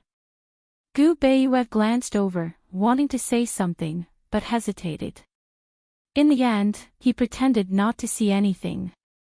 By now, Gu Yuntian had already indicated for everyone to take their seats. Old Man would like to represent the Medical Academy to thank everyone for taking the time out of their busy schedules to visit Medical City. Old Man is deeply gratified to see everyone paying attention to the development of Cloud Realm Continent's medical industry. Old Man also hopes that today's meeting won't disappoint everyone. Gu Yuntian's voice was loud, steady, and powerful. Every word was clear. At his words, the crowd broke into applause. Han Yunxi and Gu Beiyue didn't move, but Tang Li was still coaxing Ning Jing. Gu actually clapped along with the crowd. However, he patted Gu Yuntian's head very slowly. He patted Gu Yuntian's head with interest. The way he looked at Gu Yuntian was as if he was looking at an irreconcilable enemy, or as if he was looking at a prey that he had to catch. Everyone stopped clapping, but Gu Yuntian kept clapping until there was no sound at all. Gu Yuntian paused, then added, "The Apricot Woods Conference, as well as every grand ceremony of the medical community, is a step forward. It concerns every single one of us here, as well as the lives of millions of Cloud Realm Continent citizens. This is my medical city's honor and responsibility. My medical city doesn't have the wealth to guarantee everyone a life of luxury. We don't have the military to protect everyone's homes. But we doctors can protect everyone from illnesses and keep their lives at bay." Gu Yuntian's words were so passionate that the audience applauded and praised him non-stop. Han Yunxi's smile was scornful to the bone. Today, she'd seen what it meant to be a refined scum. If not for the fear of being kicked out and ruining Gu Beiyue and Gu's plans, she would have stood up and questioned this academy head Gu. Just how did he have the face to mention Cloud Realm Continent's millions of citizens? How many sick people in the south-central regions couldn't be treated because of medical city's restrictions? If Gu Beiyue hadn't found a group of doctors to support them, the south-central regions would have long suffered from a plague. Medical City had neither wealth nor an army, but its restrictions on the south-central regions were no less than violence. Medical City is not a country. We've always stayed in a remote corner and never participated in any battles. I'm sure everyone knows this. Now that the remnants of the poison sect have reappeared in Cloud Realm Continent with hordes of poison corpses to poison the world, and the South Central Region's Commander-in-Chief's estate is harboring Han Yunxi and Gu, my medical city won't sit by and do nothing. The poison sect originated from Medical City, so we have the responsibility to destroy them and protect Cloud Realm Continent. Gu Yuntian grew more and more agitated as he spoke. He raised his hand and proclaimed, "Everyone has a responsibility for the rise and fall of the world. Everyone, before the Apricot Woods Conference begins, Old Man represents the Medical Academy to implore everyone to put aside all disputes and work together against the South Central Region's Commander-in-Chief's estate. We must kill the remnants of the poison sect and destroy the army of poison corpses to protect our Cloud Realm Continent citizens. I, Gu Yuntian, beg you all." Han Yunxi sucked in a cold breath at his words. She assumed that Gu Yuntian's opening speech was just a pretense to disgust everyone. She never expected the old thing to have such wild ambitions. He wanted to unite all of Cloud Realm Continent's powers to attack the South Central Region's Commander-in-Chief's estate. Wasn't this going too far? Han Yunxi suddenly realized. Medical City's most frightening move wasn't to cut off medical supplies, but to give all of Cloud Realm Continent's powers a righteous reason to work together to destroy one of them. It was impossible for Northern Li and Tianning to work together. Northern Li and Western Zhou, as well as Tiannan, were unlikely to work together again after the war. However, with Medical City as the middleman to ensure that all parties received equal benefits and that there would be no betrayals or defections in the alliance, these forces were naturally more than happy to join forces.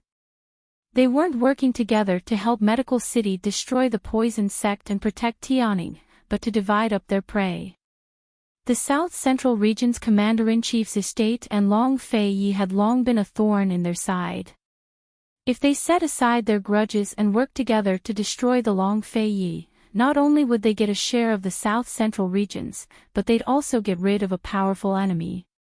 Why wouldn't they do it? Han Yunxi finally understood why Long Fei Yi had placed Medical City behind attacking Northern Li. Her entire back was drenched in cold sweat. She couldn't imagine what would happen to the South Central Region's Commander-in-Chief's estate if Gu Beiyue didn't win today.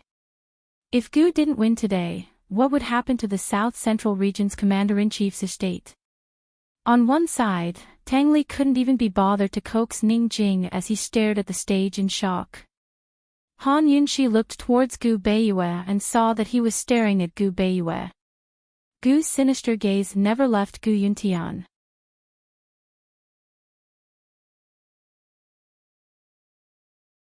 Chapter 775.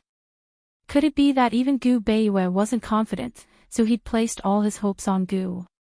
But just what did Gu Qishao want to do? Dr. Gu. Han Yunxi murmured.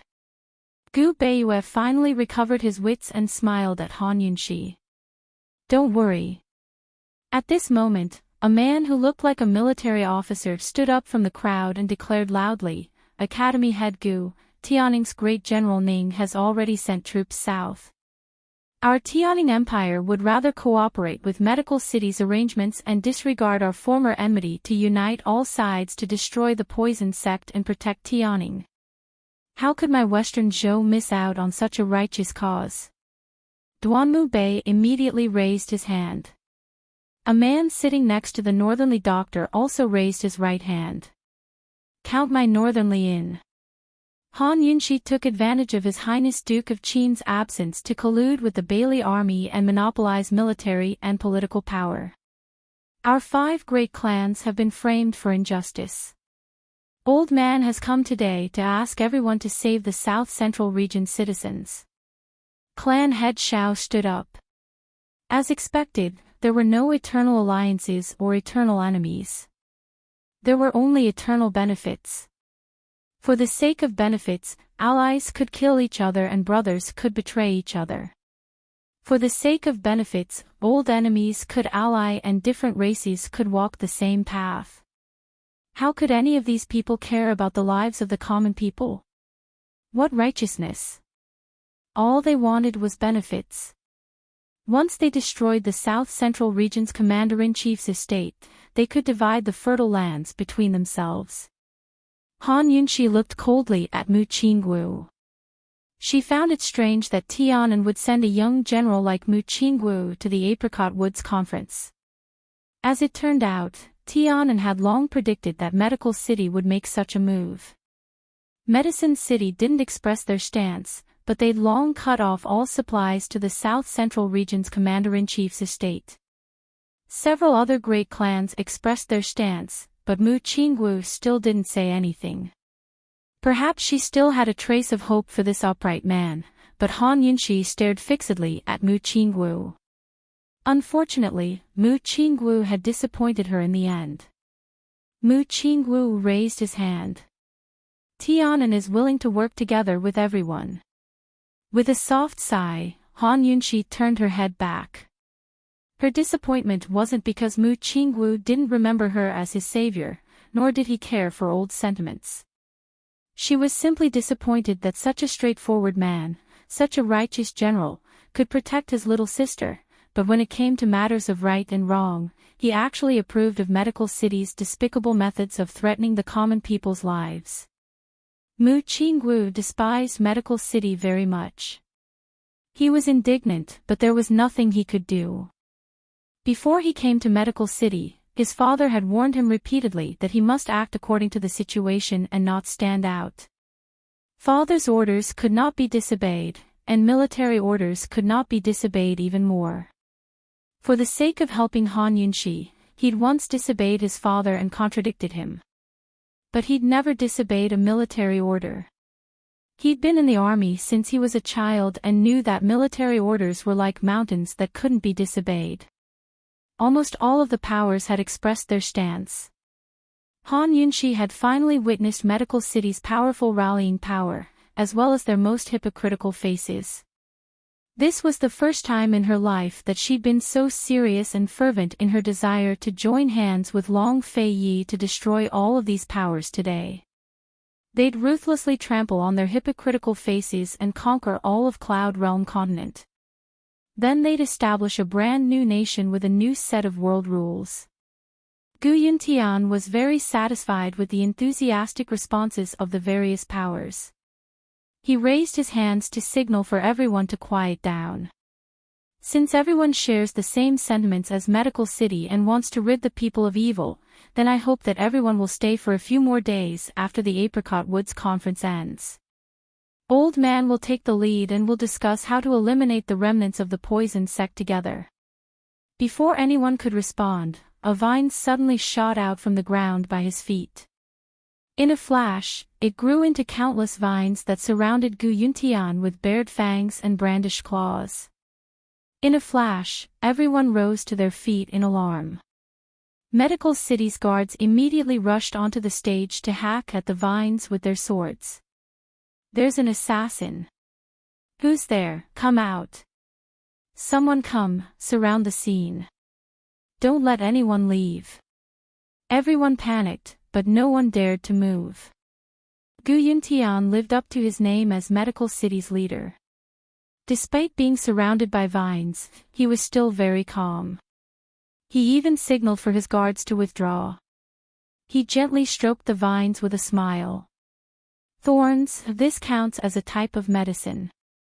What if I told you that this is a type of poison? Gu stood up and walked step by step towards the stage.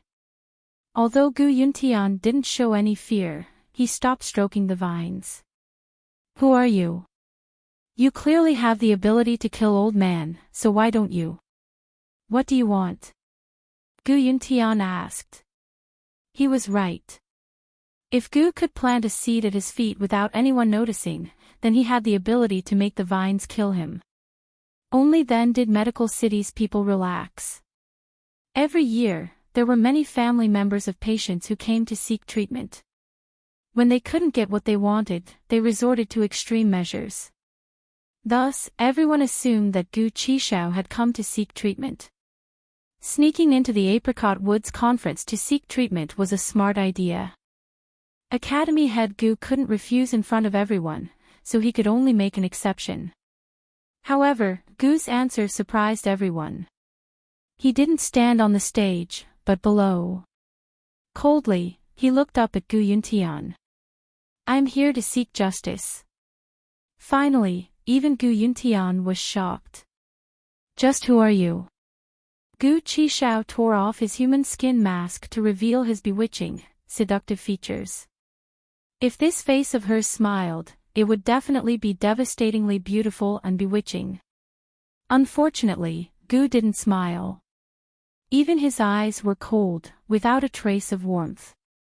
Even Han Yunxi, who saw his smile most often, couldn't help but feel fear. She grew uneasy. Something big must be going on between Gu and Gu Yuntian. Gu Qishao was absolutely serious this time.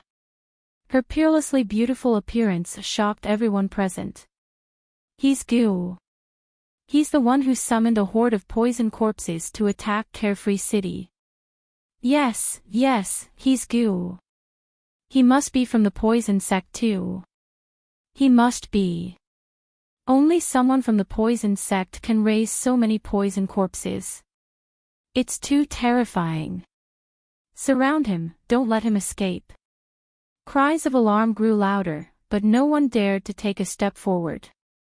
Northern Li's imperial physician, Nazadelin, stared at Gu in shock. It took him a long time to recover his wits. Gu and Gu Yuntian ignored the growing clamor. Coldly, they stared at each other as if everything around them had nothing to do with them. They were in a world of their own.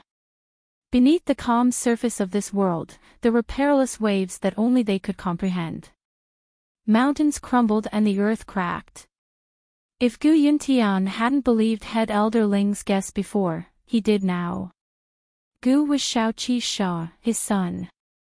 Shao Qi hadn't lost his memories. Shao Qi had returned. Shao Qi had come back for revenge.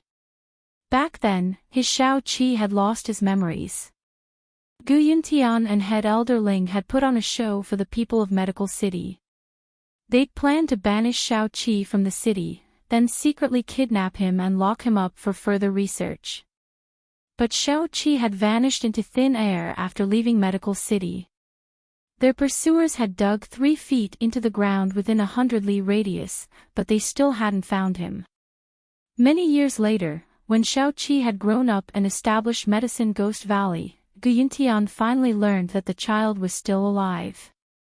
Actually, He'd already guessed that Xiao-Qi had pretended to lose his memories in order to beat them at their own game and escape. How many years had it been? His Xiao-Qi had finally come back. Back for revenge. Thinking up to here, Gu Yuntian suddenly smiled. He'd done everything so discreetly and cleanly that he hadn't left behind a single shred of evidence. So what if Xiao-Qi knew the truth? What could he do? With Little Seven's status, who would believe the words of Little Seven? In truth, he'd been hoping for Xiao-Qi's return. Only with Xiao-Qi's return would he have a chance to continue his unfinished research. He couldn't understand how Little Seven's body recovered after the plague, even though he didn't have a pulse. How did he recover? How did his body recover? Gu stared coldly at Gu Yuntian, his lips curled in a contemptuous smile that made one's hair stand on end. Gu Yuntian knew that his smile was malicious, but he couldn't figure out what it was. The world seemed to come to a standstill. Father and son stared at each other from a distance, each with their own thoughts. Suddenly, a voice rang out from the crowd.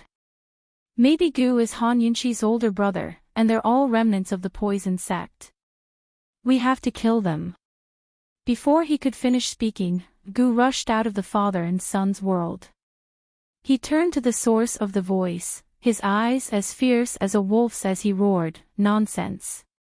Be careful that I don't poison your mouth. I'm not related to Han Yunqi at all." Han Yunqi didn't know whether to laugh or cry. Did he have to despise her bloodlines so much? Gu Beiyue smiled helplessly. Just how much does this guy care about this? He was so ferocious that everyone was intimidated. Everyone quieted down. The man trembled, but he still cared about his face and asked, "Who are you? How did you raise so many poison corpses?" Gu's lips curled into a contemptuous smile as he replied in a strange voice, "I'm Gu Qi-sha, head elder Ling's adopted son." At this point, he deliberately paused and turned to look at Gu Yuntian. This voice, he's Gu Qi-sha. He's Gu Qi-sha. How is this possible? Gu is actually Gu Qi-sha. He's from the medical academy. Gu Qi-sha, Gu. He's Xiao-Qi from all those years ago. Xiao-Qi. There were many people from the medical world present. Many of them had been to Pilfiend Valley and had seen Gu Qi-sha before. They had also heard his unique voice before. They were all extremely shocked. Even the older members of the medical academy were astonished. They had all seen Xiao-Qi before. Xiao-Qi had returned. Xiao-Qi had been banished from Medical City because he had raised a poisonous plant in the medicinal field and had stolen medicinal herbs from the storehouse. In order to not tarnish Medical City's reputation, they had concealed the matter of the poisonous plant and only announced that Xiao-Qi had been banished for theft. How had Xiao-Qi managed to grow a poisonous plant back then? How had he learned how to raise poison corpses? Who had he learned it from? The vice presidents, the three elders, and the council members were all whispering to each other as they discussed the matter. Gu Yuntian woke up from his reverie of father and son staring at each other. He carefully studied Xiao-Qi's face. He hadn't expected his son to be so handsome all of a sudden. He'd already forgotten what Xiao-Qi's mother looked like. Xiao-Qi probably resembled her more. Gu Yuntian's heart was wild with joy, but his expression remained calm. Xiao-Qi, I didn't expect you to side with the poison sect.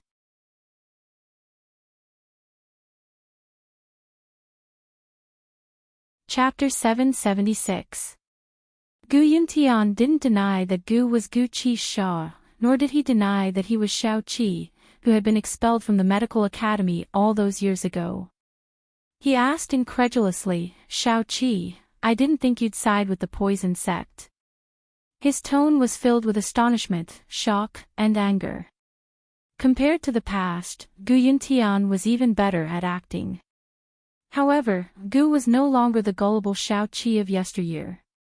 He chuckled, but his reply sent the crowd into an uproar.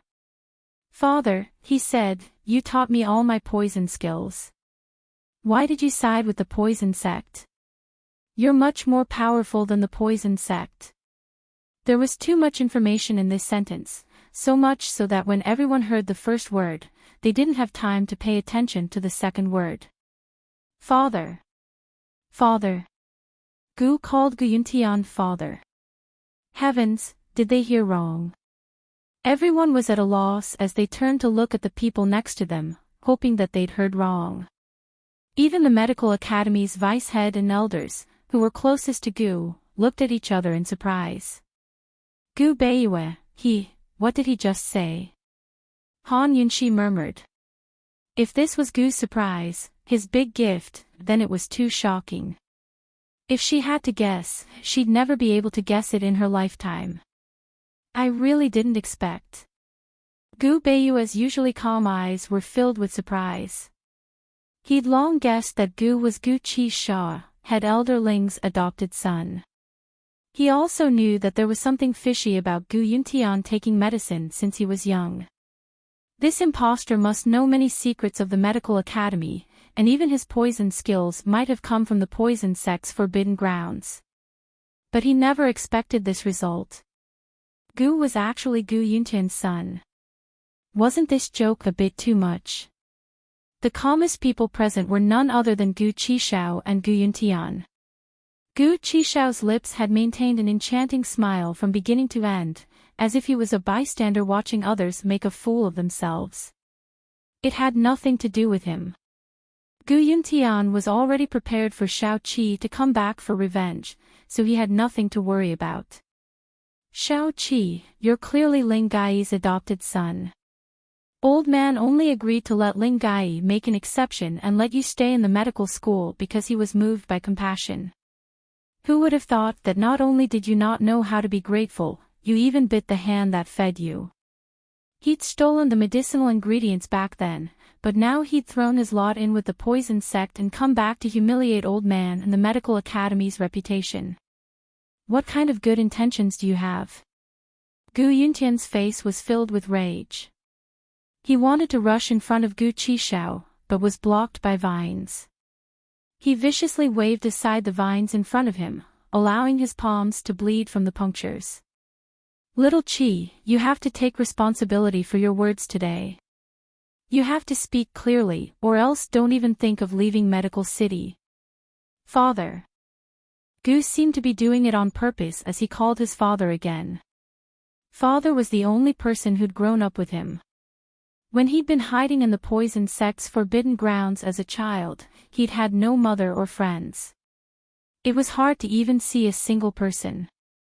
He only had his father.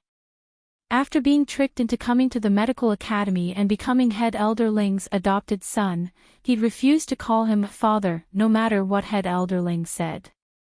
Perhaps even his father didn't know that this word was the only hope in his heart, the only thing he could rely on, the only hope for survival.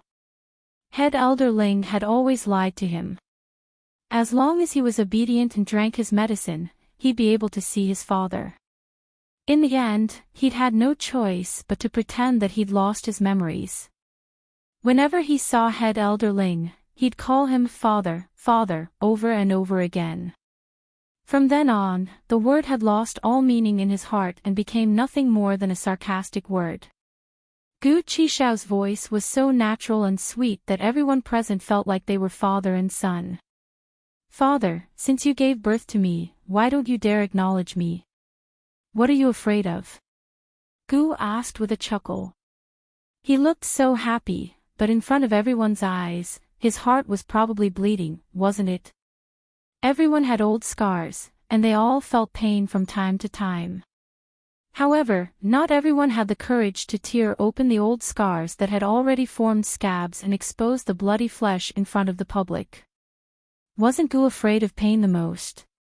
How could he smile like that? Han Yunshi still didn't know what was going on, but seeing Gu's carefree smile made her heart ache for no reason. Old man, you're afraid. Gu, you're the one who should be afraid. You're full of nonsense. Ask everyone here, who's going to believe your nonsense? It was obvious that everyone was on Gu Yuntian's side. Of course I have evidence. If I didn't, would I be here to court death? Gu smiled casually. Gu Yuntian's heart gave a start, but he quickly calmed down. He'd already silenced everyone involved in the affair, including Gu Qishao's birth mother and his wet nurse.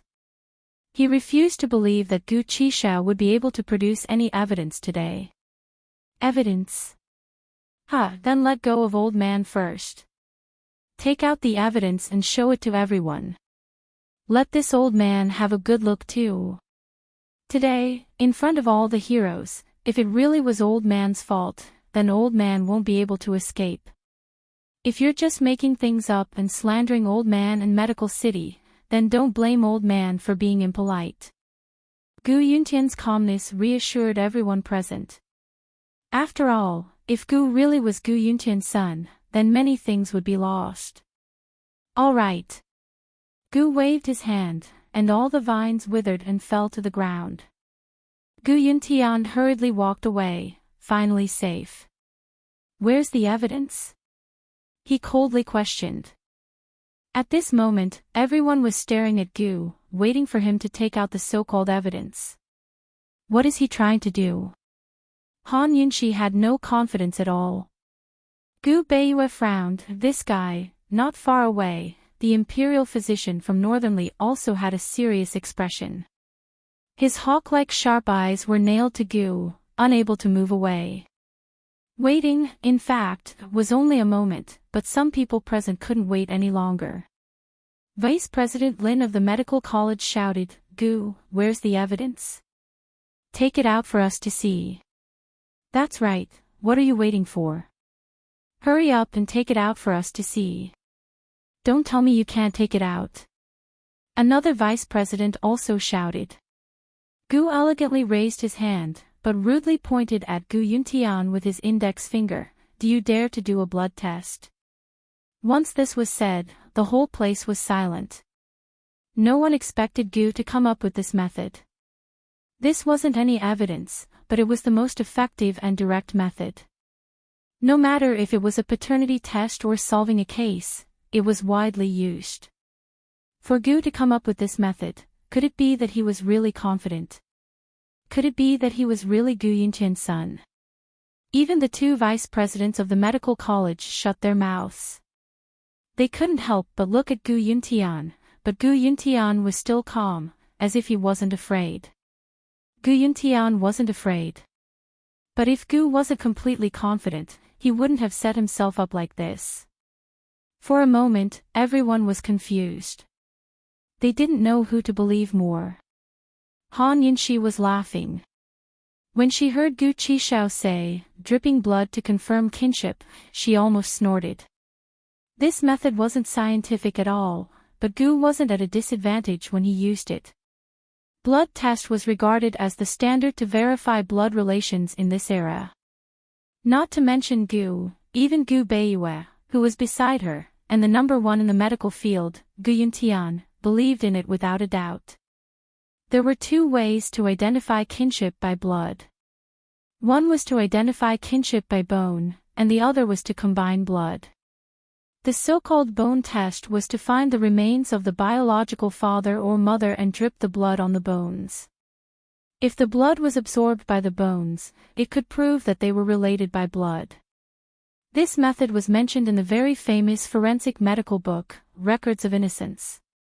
Originally, this method was used to solve the case, but it ended up creating a false case. Because different bones had different effects of blood dripping. If the bones had not withered, the structure was complete, and there was still soft tissue on the surface, then no matter if the blood dripped from a relative or an outsider, it would not be absorbed by the bones. If the bones had decayed and become white bones, then the bones would be corroded and become soft.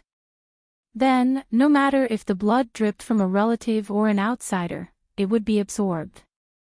Therefore, the bone drop identification was a probabilistic event. Luckily, Gu Yuntian was still alive, so Gu didn't need to use the blood test. He only needed to use the blood test. The so-called blood fusion method was the most common method of blood identification. Dripping two people's blood into a bowl of clear water to see if the two drops of blood would fuse together.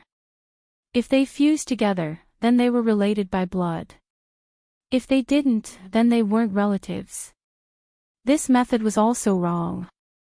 Because, no matter whose blood it was, two people, or many people, or even animal and human blood, it could fuse together in the end. If Gu Yuntian agreed to Gu Qishao's blood test, then Gu Qishao would definitely win. Han Yunxi still couldn't imagine or believe that Gu was really Gu Yuntian's son. She only knew that if Gu won, then things would be much easier for them. "Father," Gu Qishao called out sweetly again. "Do you dare?" "Yes." Gu Yuntian agreed just like that. Han Yunxi firmly believed that Gu wouldn't lie in this situation because the price of lying was too high. Then where did Gu Yuntian's confidence come from? "Someone, bring a bowl of water." Gu Yuntian was very straightforward. A complicated look flashed past Gu's eyes. He seemed to be surprised by Gu Yuntian's attitude, but he still insisted. He bit his finger first. The water was quickly brought over. Seeing that Gu was about to drip his blood in, Han Yunxi was worried and quickly stopped him. "Old man, wait." The moment Han Yunxi spoke, everyone looked over. Luckily, she was in disguise and had purposely pretended to have a hoarse voice. Ignoring everyone's scrutinizing eyes, she strode forward and tasted the water. After confirming that there was no salt or acid added, she was relieved. Although any blood could fuse together in water, if the water was tampered with and some acid or salt was added, the blood would solidify and not move. It would never be able to fuse. Gu Yuntian agreed so easily, so she naturally had to help Gu guard against this. Han Yunxi tasted it and found that there was nothing wrong with the water. It was really water. Now Han Yunxi was at a loss as well. Which one of them was lying? "And who are you?" Gu Yuntian coldly looked at Han Yunxi.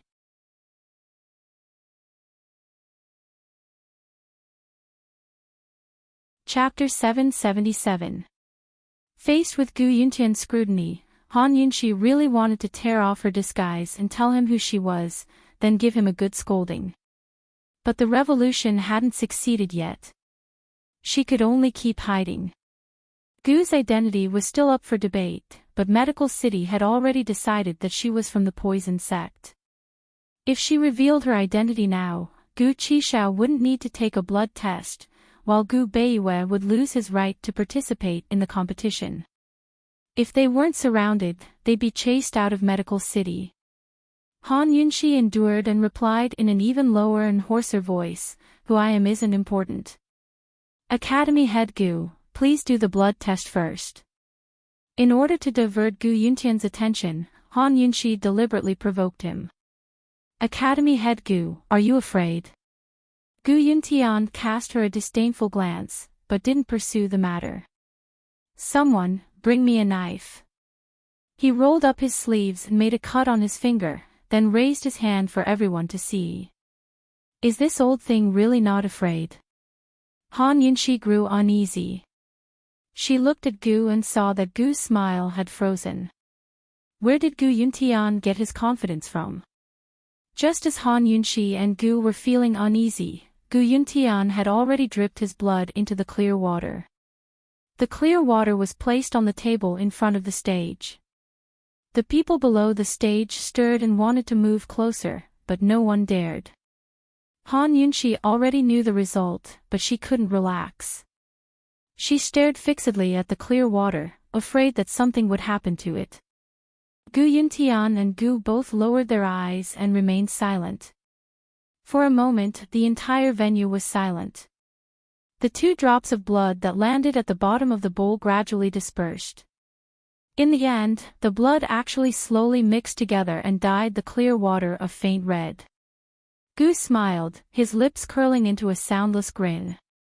It was both pure and evil, like a 3-year-old child who'd won a prank and was overjoyed, but also very genuine. It's merged. Gu smiled as he glanced at Gu Yuntian. Gu Yuntian was abnormally calm. He only stared at Gu, not saying anything. Han Yunxi should have exhaled in relief, but Gu Yuntian's attitude made her uneasy. She really couldn't set her mind at ease. Gu personally carried the water down the stage and passed it around to the people in the first row. Before the water spread, the people in the first few rows swarmed over. The 3 vice principals and several elders were the first to see the results. All of their expressions changed instantly. They were dumbstruck and speechless. Facing the chaotic crowd, Luo Zuishan shouted, "What are you all squeezing for? Are you watching a show? Sit back down, or you'll all be kicked out."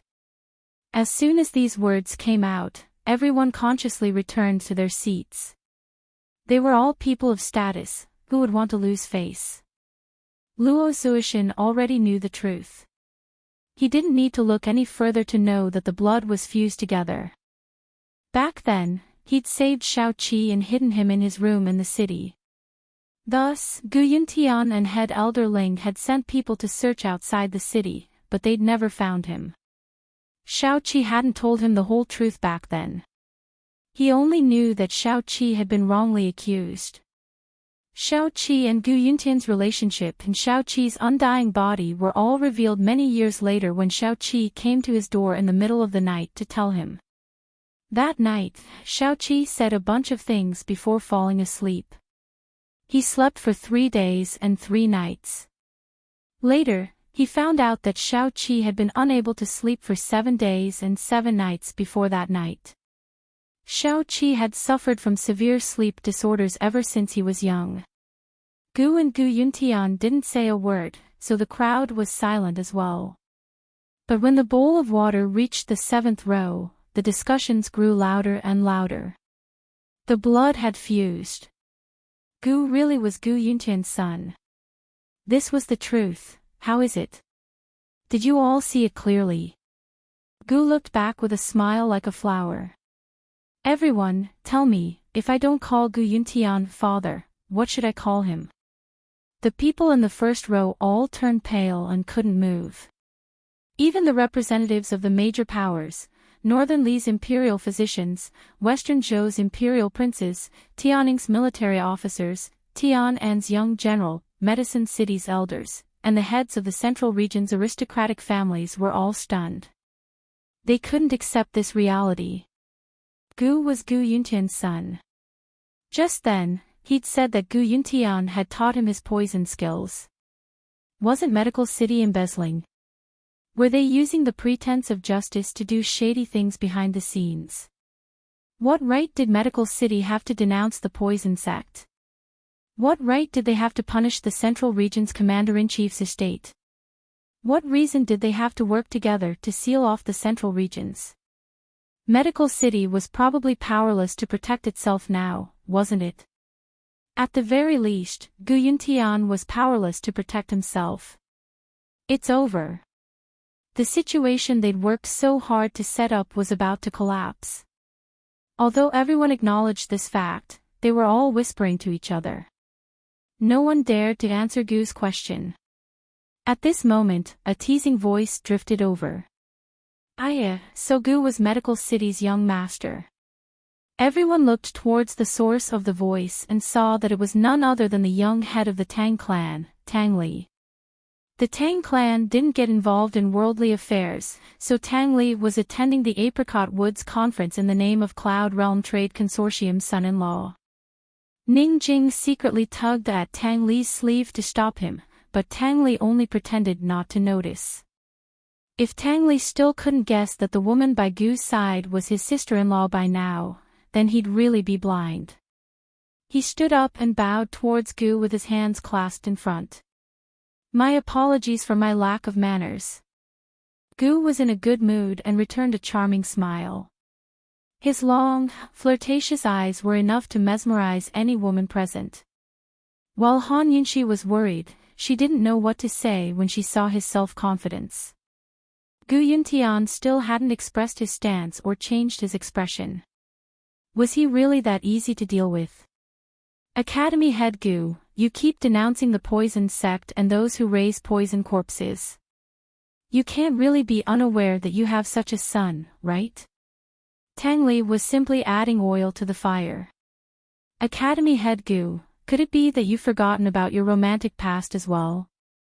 But, how did Gu Qishao end up being adopted by head elder Ling? Don't tell this junior that it's all a coincidence.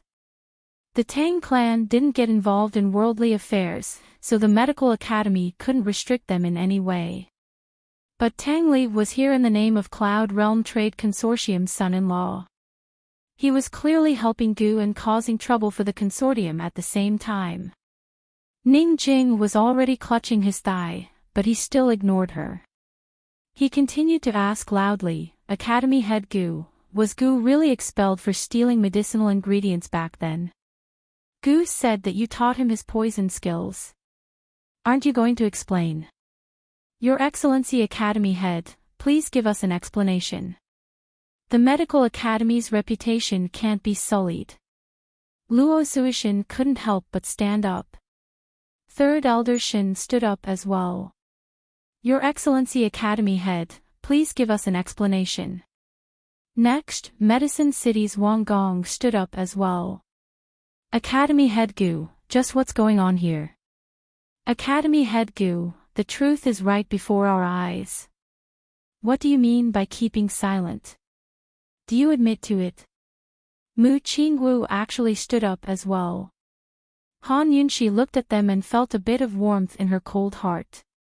She was still willing to believe that a human's heart could be true, kind, and beautiful. It didn't matter if these people were fence-sitters or really hoped that Gu was telling the truth. At least they were willing to stand up for him at a time like this. At least they weren't still trying to defend him. Everyone's gaze fell on Gu Yuntian as they waited for his answer. Gu Yuntian suddenly laughed heartily. Gu is old man's son. A drop of blood to identify relatives. Everyone, do you know what research old man is going to announce at this Apricot Woods conference? Han Yunxi's heart suddenly felt uneasy. She seemed to have realized something. Young Master Tang, old man can answer your question, but can you help old man with something first? Gu Yuntian asked. Please speak, Academy head Gu. Tang Li was very amiable. Please bring that bowl of water over for old man, is that all right? Gu Yuntian asked.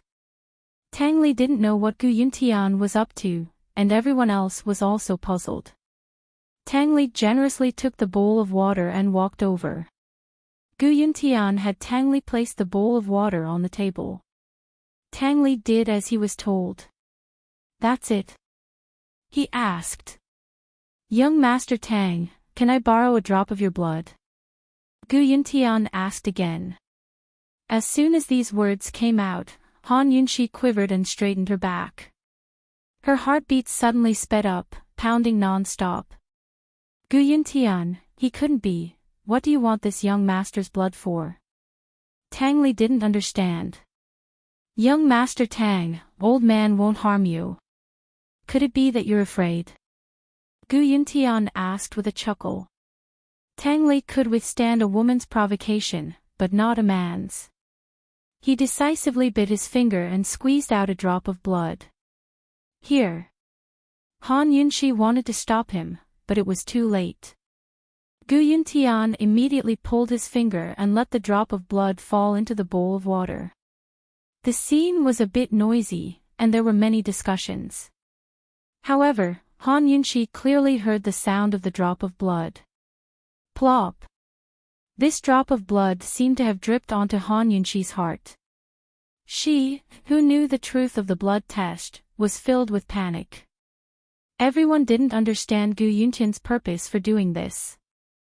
Their attention was once again focused on the bowl of water. Gu and Tang Li were also puzzled and stared at it. Only Han Yunxi looked away. She really didn't want to accept the truth. Gradually, everyone quieted down. Han Yunxi could even hear the sound of her own heartbeat. Suddenly, Tang Li exclaimed, "The blood is fusing." Gu Qishao couldn't believe it. He drew closer and saw that the blood really was fusing together. Tang Li's blood was fusing with Gu Qishao and Gu Yuntian's as well. What was going on? Gu frowned and looked at Tang Li. Tang Li's face was ashen. He was looking at Gu Yuntian, but his mind was filled with thoughts of his parents. Damn it! How was he related to Gu Yuntian by blood? What the hell did he do? It was obvious that neither Gu Qishao nor Tang Li had any doubts about the reliability of the blood test. Han Yunxi was also stunned. She couldn't help but admit that Gu Yuntian was indeed a medical genius. He actually knew that the blood test was wrong. Gu Yuntian personally picked up the bowl, walked to the first row, and handed it to Vice Principal Lin. "Pass it down. Everyone, take a look. I originally wanted to announce this research after the Apricot Woods conference began, but now I'm taking this opportunity to let everyone know." The bowl of water and the bowl of evidence were quickly passed down. Everyone saw that the 3 drops of blood had fused together. The item was passed to Gu Beiyue. He glanced at it and sighed softly. Just as everyone was puzzled, Gu Yuntian asked jokingly, "Young Master Tang, old man's love affair, don't tell me that you're included." "You?" Tang Li's face alternated between red and white. Gu Yuntian wasn't just insulting him, he was also insulting his parents. Murderous intent appeared in his eyes. Unexpectedly, Gu Yuntian laughed loudly. "Young Master Tang is someone who likes to joke." "Why?" "Old man was just joking with you, and you're really angry. This old man and your mother are pure and innocent. The reason why the blood fused is because..."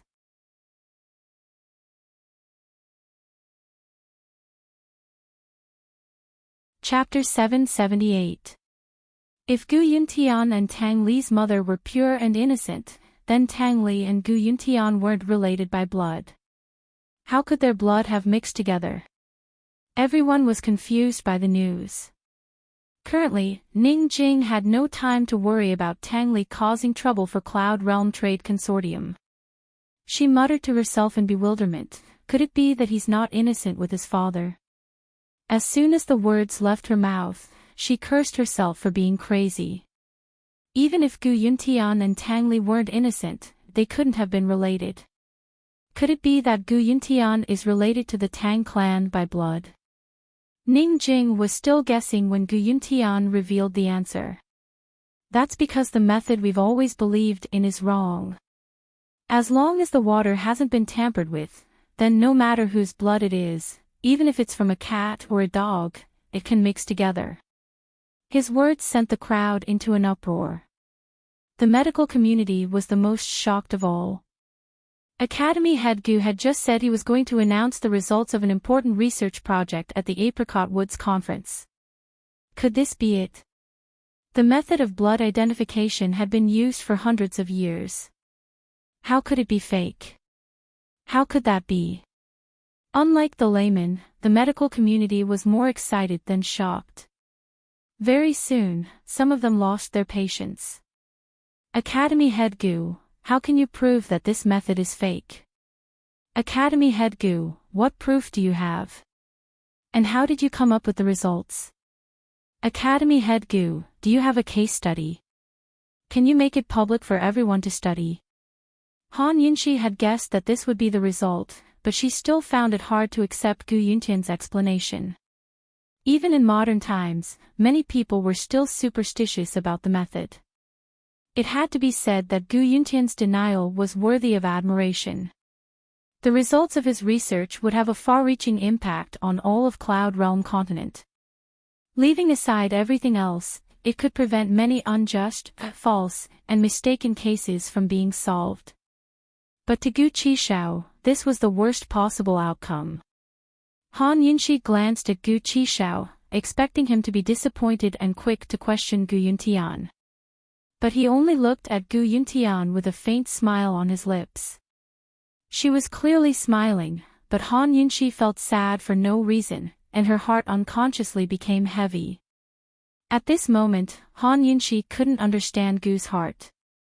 Men, catch those two things. Gu Yuntian was old, but he was still full of vigor and vitality. At this time, even defeating Gu was not what he was most excited about. What he was most excited about was that he could finally announce the results of his research over the past 5 years to the public. Once the results of his research were announced, his name would resound even more. He might even be revered as a 9th-rank sovereign doctor by the medical community and become Cloud Realm Continent's unprecedented #1 sovereign doctor. Not only would he enter the annals of the medical world, but Cloud Realm Continent as well. His name would go down in history for all eternity. Thinking up to this point, every pore on Gu Yuntian's body opened up as he greedily sensed his master's excitement. Under the gazes of the crowd, the medical assistant caught a cat and a dog and replaced them with a bowl of clear water. "Miss, would you like to try this bowl of water as well?" Gu Yuntian asked Han Yunxi with a smile. Han Yunxi's gaze was icy as she remained silent. She knew the truth of the blood test better than Gu Yuntian. He didn't need to show off. Gu Yuntian didn't bicker with Han Yunxi, but asked the crowd, "Is there anyone willing to try this bowl of clear water?" "Me." Ning Jing raised her hand. "May I ask for Mrs. Fragrant name?" Gu Yuntian asked. "Cloud Realm Trade Consortium, Ouyang Ning Jing." Ning Jing had announced her maiden name, but Tang Li was on stage. Everyone knew she was the daughter-in-law of the Tang clan. Ning Jing took a sip of the water and said objectively, "It's just a bowl of clear water." Gu Yuntian nodded his head in satisfaction. The medical apprentice quickly took a drop of cat blood and a drop of dog blood. In front of everyone, the 2 drops of blood fell into the clear water. In just a moment, the 2 drops of blood dispersed and finally merged together, dyeing the clear water a light red. Tang Li and Ning Jing were both in disbelief, but Gu was still staring at Gu Yuntian expressionlessly. No one could tell what he was thinking. The bowl of clear water was passed around the stage. Everyone expressed their disbelief and curiosity as they passed it around. "Everyone, look carefully. No matter whose or what blood it is, as long as it's dripped into the water, it'll merge. If anyone still doesn't believe me, you can try it yourself. Human blood can merge with cat or dog blood." Gu Yuntian said loudly. Some people didn't believe him and bit their fingers to test it out. The results were exactly as Gu Yuntian had said. The crowd was both shocked and impressed as they expressed their admiration for Gu Yuntian. "How can this be? Dean Gu, could you please explain further?" "That's right, Dean Gu. When did you discover this mistake? How long did you study it for?" All sorts of questions came one after another. Gu Yuntian stroked his beard, unable to hide his smug smile. He'd already put Gu Qishao's matter as second priority. Or perhaps it was more accurate to say that he'd already taken care of it. This place belonged to him alone. The reason why he found out that the blood test was wrong was because he accidentally cut his hand and dripped his blood into the clear water that was stained with the cat's blood. He found that his blood also dispersed in the water and mixed with the cat's blood. There was no rejection. Because of this discovery, he was overjoyed for 3 days and 3 nights. He was so excited that he couldn't sleep. From then on, he began his research in secret. He didn't even tell head elder Ling. Gu Yuntian raised his hands to silence everyone. Old man has always had his suspicions about the blood test. However, he didn't mention it publicly until he had concrete evidence. He cleared his throat and continued, "Right now, we can be absolutely certain that any type of blood can disperse and merge in water without rejection. As for the reason behind this, we still need to study it further. This will be the focus of old man's research in the future. I hope he can give everyone a satisfactory answer while he's still alive. Although the reason was not found, this discovery was already very amazing. The audience burst into a very enthusiastic applause, and the cheers continued to ring out. The medical academy's vice heads, elders, and directors all exhaled in relief. They couldn't be more satisfied with the results. Not only did this clarify Gu's relationship with the medical academy, but it also announced a major breakthrough. It was double the joy of the medical academy. The northernly imperial physician rose to his feet and bowed. Congratulations, Dean Gu. You're worthy of being the leading figure of Cloud Realm Continent's medical community. With your leadership, I'm sure the medical academy will bring benefits to the people of Cloud Realm Continent. You're our greatest role model. Tianning's military officer rose to his feet as well. Dean Gu is worthy of being called the apricot forest's expert, the reincarnation of Hua Tuo. It's all thanks to you. Otherwise, Cloud Realm Continent would be plagued with countless unjust, false, and misdiagnosed cases in the future. This soldier admires you greatly. Dean Gu, you've brought benefits to millions of people. This crown prince will definitely go back and advise Imperial Father to issue an edict to abolish the blood test. Duanmu Bei stood up as well. Gu Yuntian's face glowed with radiance after being in the limelight. His face flushed with color as he smiled modestly. This is the old man's duty to begin with. It's the old man's duty to begin with. Gu stood by his side like an invisible person, as if he'd been forgotten by everyone else. He was all alone and desolate. Third Elder Shen's eyes were filled with complicated emotions. There was no joy in them. Luo Zuishan stared at Gu's lonely back and suddenly felt his eyes turn red. Finally, after Gu Yuntian had stolen all the limelight, his gaze returned to Gu. Of course, he was going to take care of Gu next. Since Gu had delivered himself to his doorstep, how could he miss the chance? Since Gu had come, he could forget about leaving. Gu, you still have.